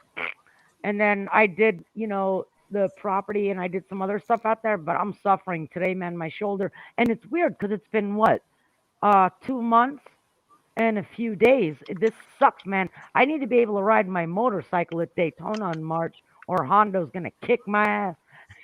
Another member of our YouTube community, which I'm meeting up with, he's in Florida. But it's like, if I can't even go and, do that repeatedly without being sore the next day. I mean, I'm not a pussy, I have to deal with other crap, but riding a big fat Harley that's over 550 pounds, that's a whole nother deal, If I Yeah. got to park Yeah. this thing and move it, and I Right. don't need my shoulder going out when I'm doing that. Because all those big burly Harley guys would be like, yeah, look at the girl. She ride a Harley. And I usually don't have a problem with it, but my shoulder hurts that, and I don't want to be in a situation, where I'm stuck and I can't move my own bike. But yeah, it hurts today. So, but hey, the important thing is the fucking grass is cut. There you Don't go. get me And it started. smells so good. Oh man, I'm so looking forward to smelling fresh cut grass again. Good Lord. Yeah. Hey William, that's cool. I've never fired a full auto. I'd love to once. Oh, you can. I mean, it's illegal, but oh god, I'd love to fire like a full auto. That. All right, never mind. I'm not Oh, gonna you say it. can, but never mind. Wait a minute. It's illegal. Yeah. All But I I got gotta is a tell you, slingshot, some even when you're pebbles. in shape, when we went out to Okeechobee, there's a place, y'all got to look it up. If you ever come to Florida, we'll make a field trip out of it. It's called Okeechobee Hell no. Shooting Sports. They have a website. It's humongous. It's out in butt fuck the middle of nowhere, Florida. They got shitloads of ranges. In fact, you can shoot 50 cals out there. Badass. And so we made a weekend trip out of it. Me, Matt, Gary, and we just had the SUV. It was full of, whatever. If shit hits the fan comes, we weren't worrying about it. Plus, I had a cooler with food, and I fed everybody. All So, right. yeah, and you can go to different ranges and stuff like that. He was breaking in one of his customized ARs he had just done. It was all dressed. I mean, the thing's gorgeous. I don't go that way.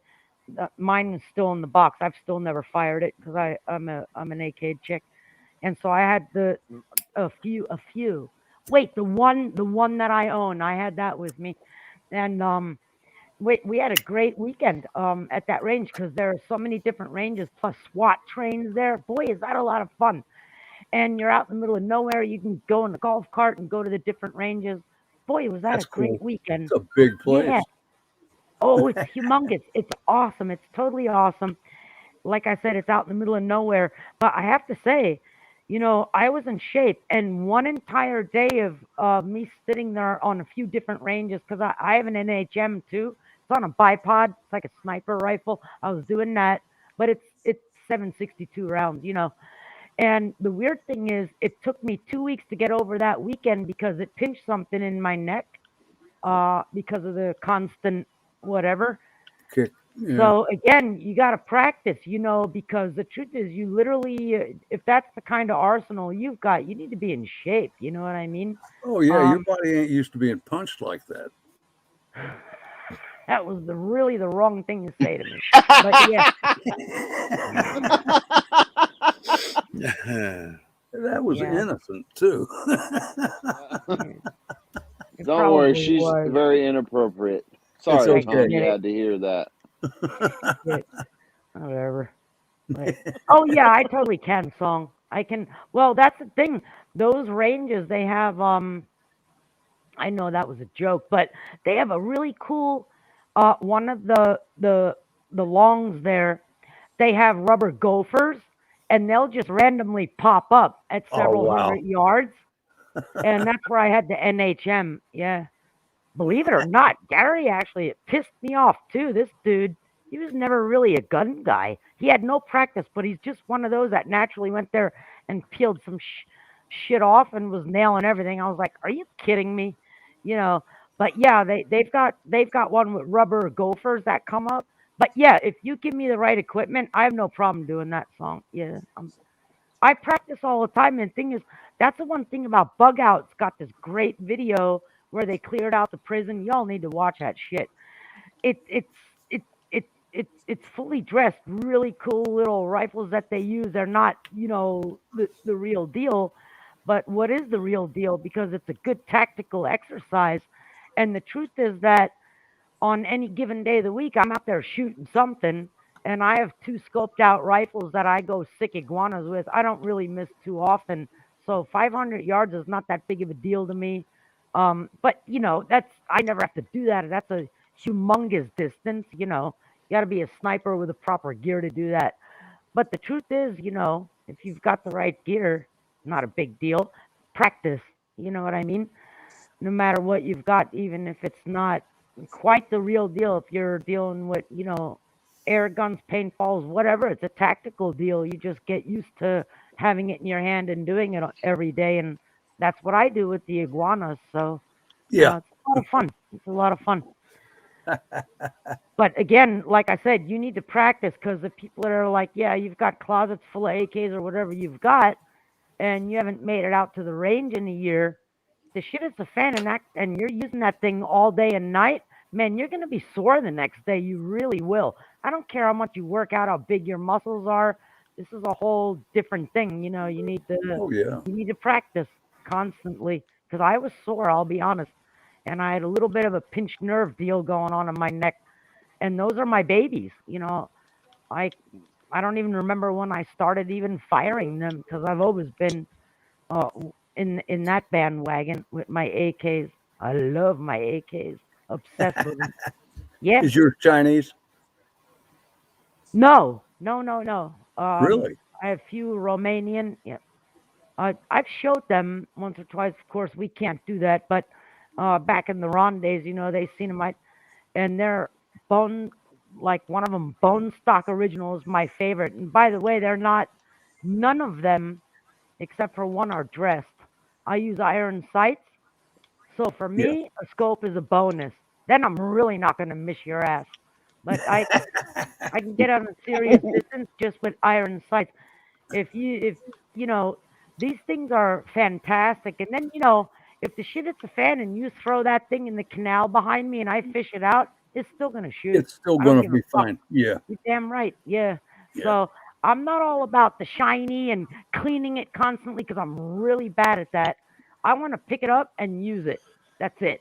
I don't need to be all shiny and clean crap because while everybody's sitting there shoving them pipe cleaners down their barrels, you're getting killed.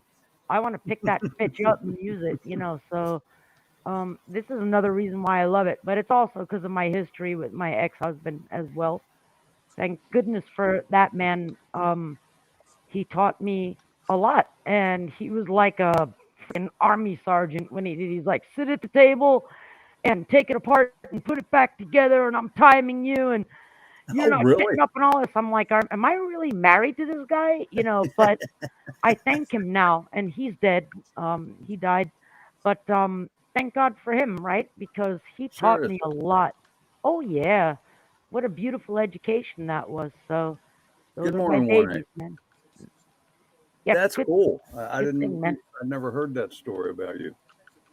Well, I don't talk about it a lot. That was Steve. That's his American name. He was originally from Ukraine. He's Ukrainian. Oh, I've been there twice. Yep. And he, at the time he was growing up, he was military. But at the time he was growing up, it's all Soviet Union. So right. he was special forces. He was in Afghanistan. Blah blah blah. It's another side of the story you get from another country in another military that's not American.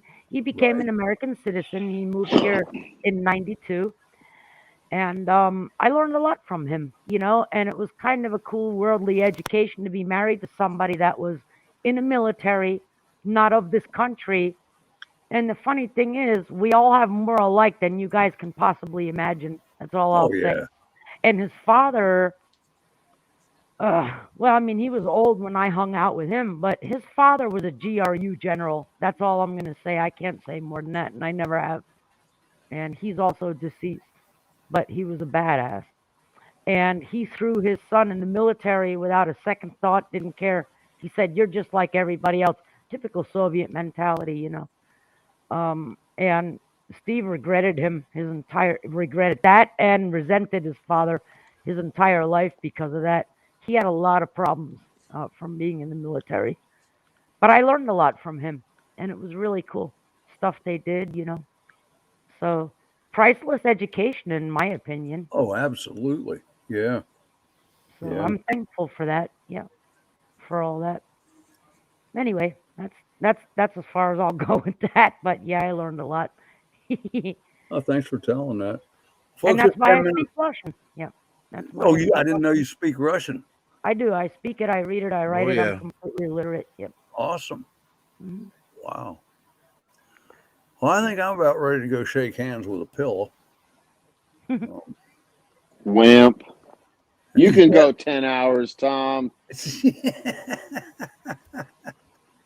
Hey, we might shoot for that one of these days. I'll have to start earlier though. That'll be I All could. right. I really could. I mean, I enjoy this so much that that's why I didn't get to bed till after 8 o'clock the other morning, and that I hurt the next day, man. When I said, oh, I don't want to get up, but I got to get up. I got stuff I got to do. You can do a Tomathon. That'll be awesome. All Right? right. Do it all night long. Tomathon all night long. It's all about the panel, man. It really does fly by. It The honestly panel makes does. it, man. It ain't me. The panel's what makes it. I went 11 and a half one time. That was my longest. And it was 9. What was it? 9 people on panel almost the whole entire night. 50 people in the chat. It was because it was nice and fluid and just continuous, fun, serious. You know what I mean? It was just, us being humans. Hey, that's a good visit, though. I mean, that's what a good gathering is all about. Yeah. Oh, yeah. You know. So we going to your house there, Nikki, or what? All these people need somewhere to go. Oh, these There's people like aren't going to 45 shut down. people. Y'all can do that. Well, it's only 6. I mean, I can open it if y'all want to jump in and do your thing. Yeah, I don't care. Yep. I'm not ready I for have to go bed to the yet. I shop, had a but I whole don't bunch have of to go to sugar the shop cookies. until about 10 or 11 o'clock. No, I'll open it if you want, unless you're doing it. But I know that you're in Virginia land, so whatever. It's up to you, Ghetto. You tell me You what say you want. Virginia land? You think I'm in Virginia land. Virginia? Well, I mean, time-wise, with your timing Roots. and all that, you guys are in a different time than I am. Yeah. Oh, okay. Yeah. Well, I mean, it's only 3 o'clock here. Yeah. No. Well, actually, you know what? Native actually starts in 15 minutes, which I completely forgot. He's Yeah. doing his tonight. Yeah. Okay, Milkmaid. That's right. Yeah. So, yeah, never mind. So maybe What the after hell's his, yeah, I'll pop up over at yours. Yeah, if you Smart want, to do it that, I after don't his, mind. but I mean, it's up I'll to open you. it. Nancy Ridge All right, Runner, Y'all good cool. to see you. Y'all can do what you want. Yeah. Well, yeah, That's y'all fine. get your party set up and somebody drop a link for you. And Well, where are you at, Nikki? Same as my name. The one exclamation point. That's the main Somebody, one. Virginia's probably already grabbing it. Somebody grab Nikki's. Throw Native's link down. He starts at 3:30. Yeah. After that, we're going over to Nikki's, Weird which to will hear you start at say that. 4. 3:30. It's 6:30. 30. That's the real time. Yeah. I have Thanks to for say, having me I up on enjoy panel, Tom. native learning things. Monty, Native. go ahead. I just said thanks for having me up on panel, Tom. Thank you for being here, sir. And I do appreciate it. And I know I'll see you tomorrow sometime, somewhere. Ghetto, Nikki, always a pleasure. I love you, Monty. Chat, I love you too. Have a good one. Good Russian. night, brother. Daniel, I'm Oh, I glad you he's came. obsessed with that Glad now. you enjoyed it. I hope everybody enjoyed themselves. No, Delete. I'm just kidding, Nikki. Hey. All right, then. I'm All going to right, shut later, the y'all. I'll stream see y'all and around. Take care. Hey, I Take love care. y'all for coming. Love It's y'all. really nice. It's really nice. Good night, y'all. Love you, Tom. Good night, y'all. Freedom.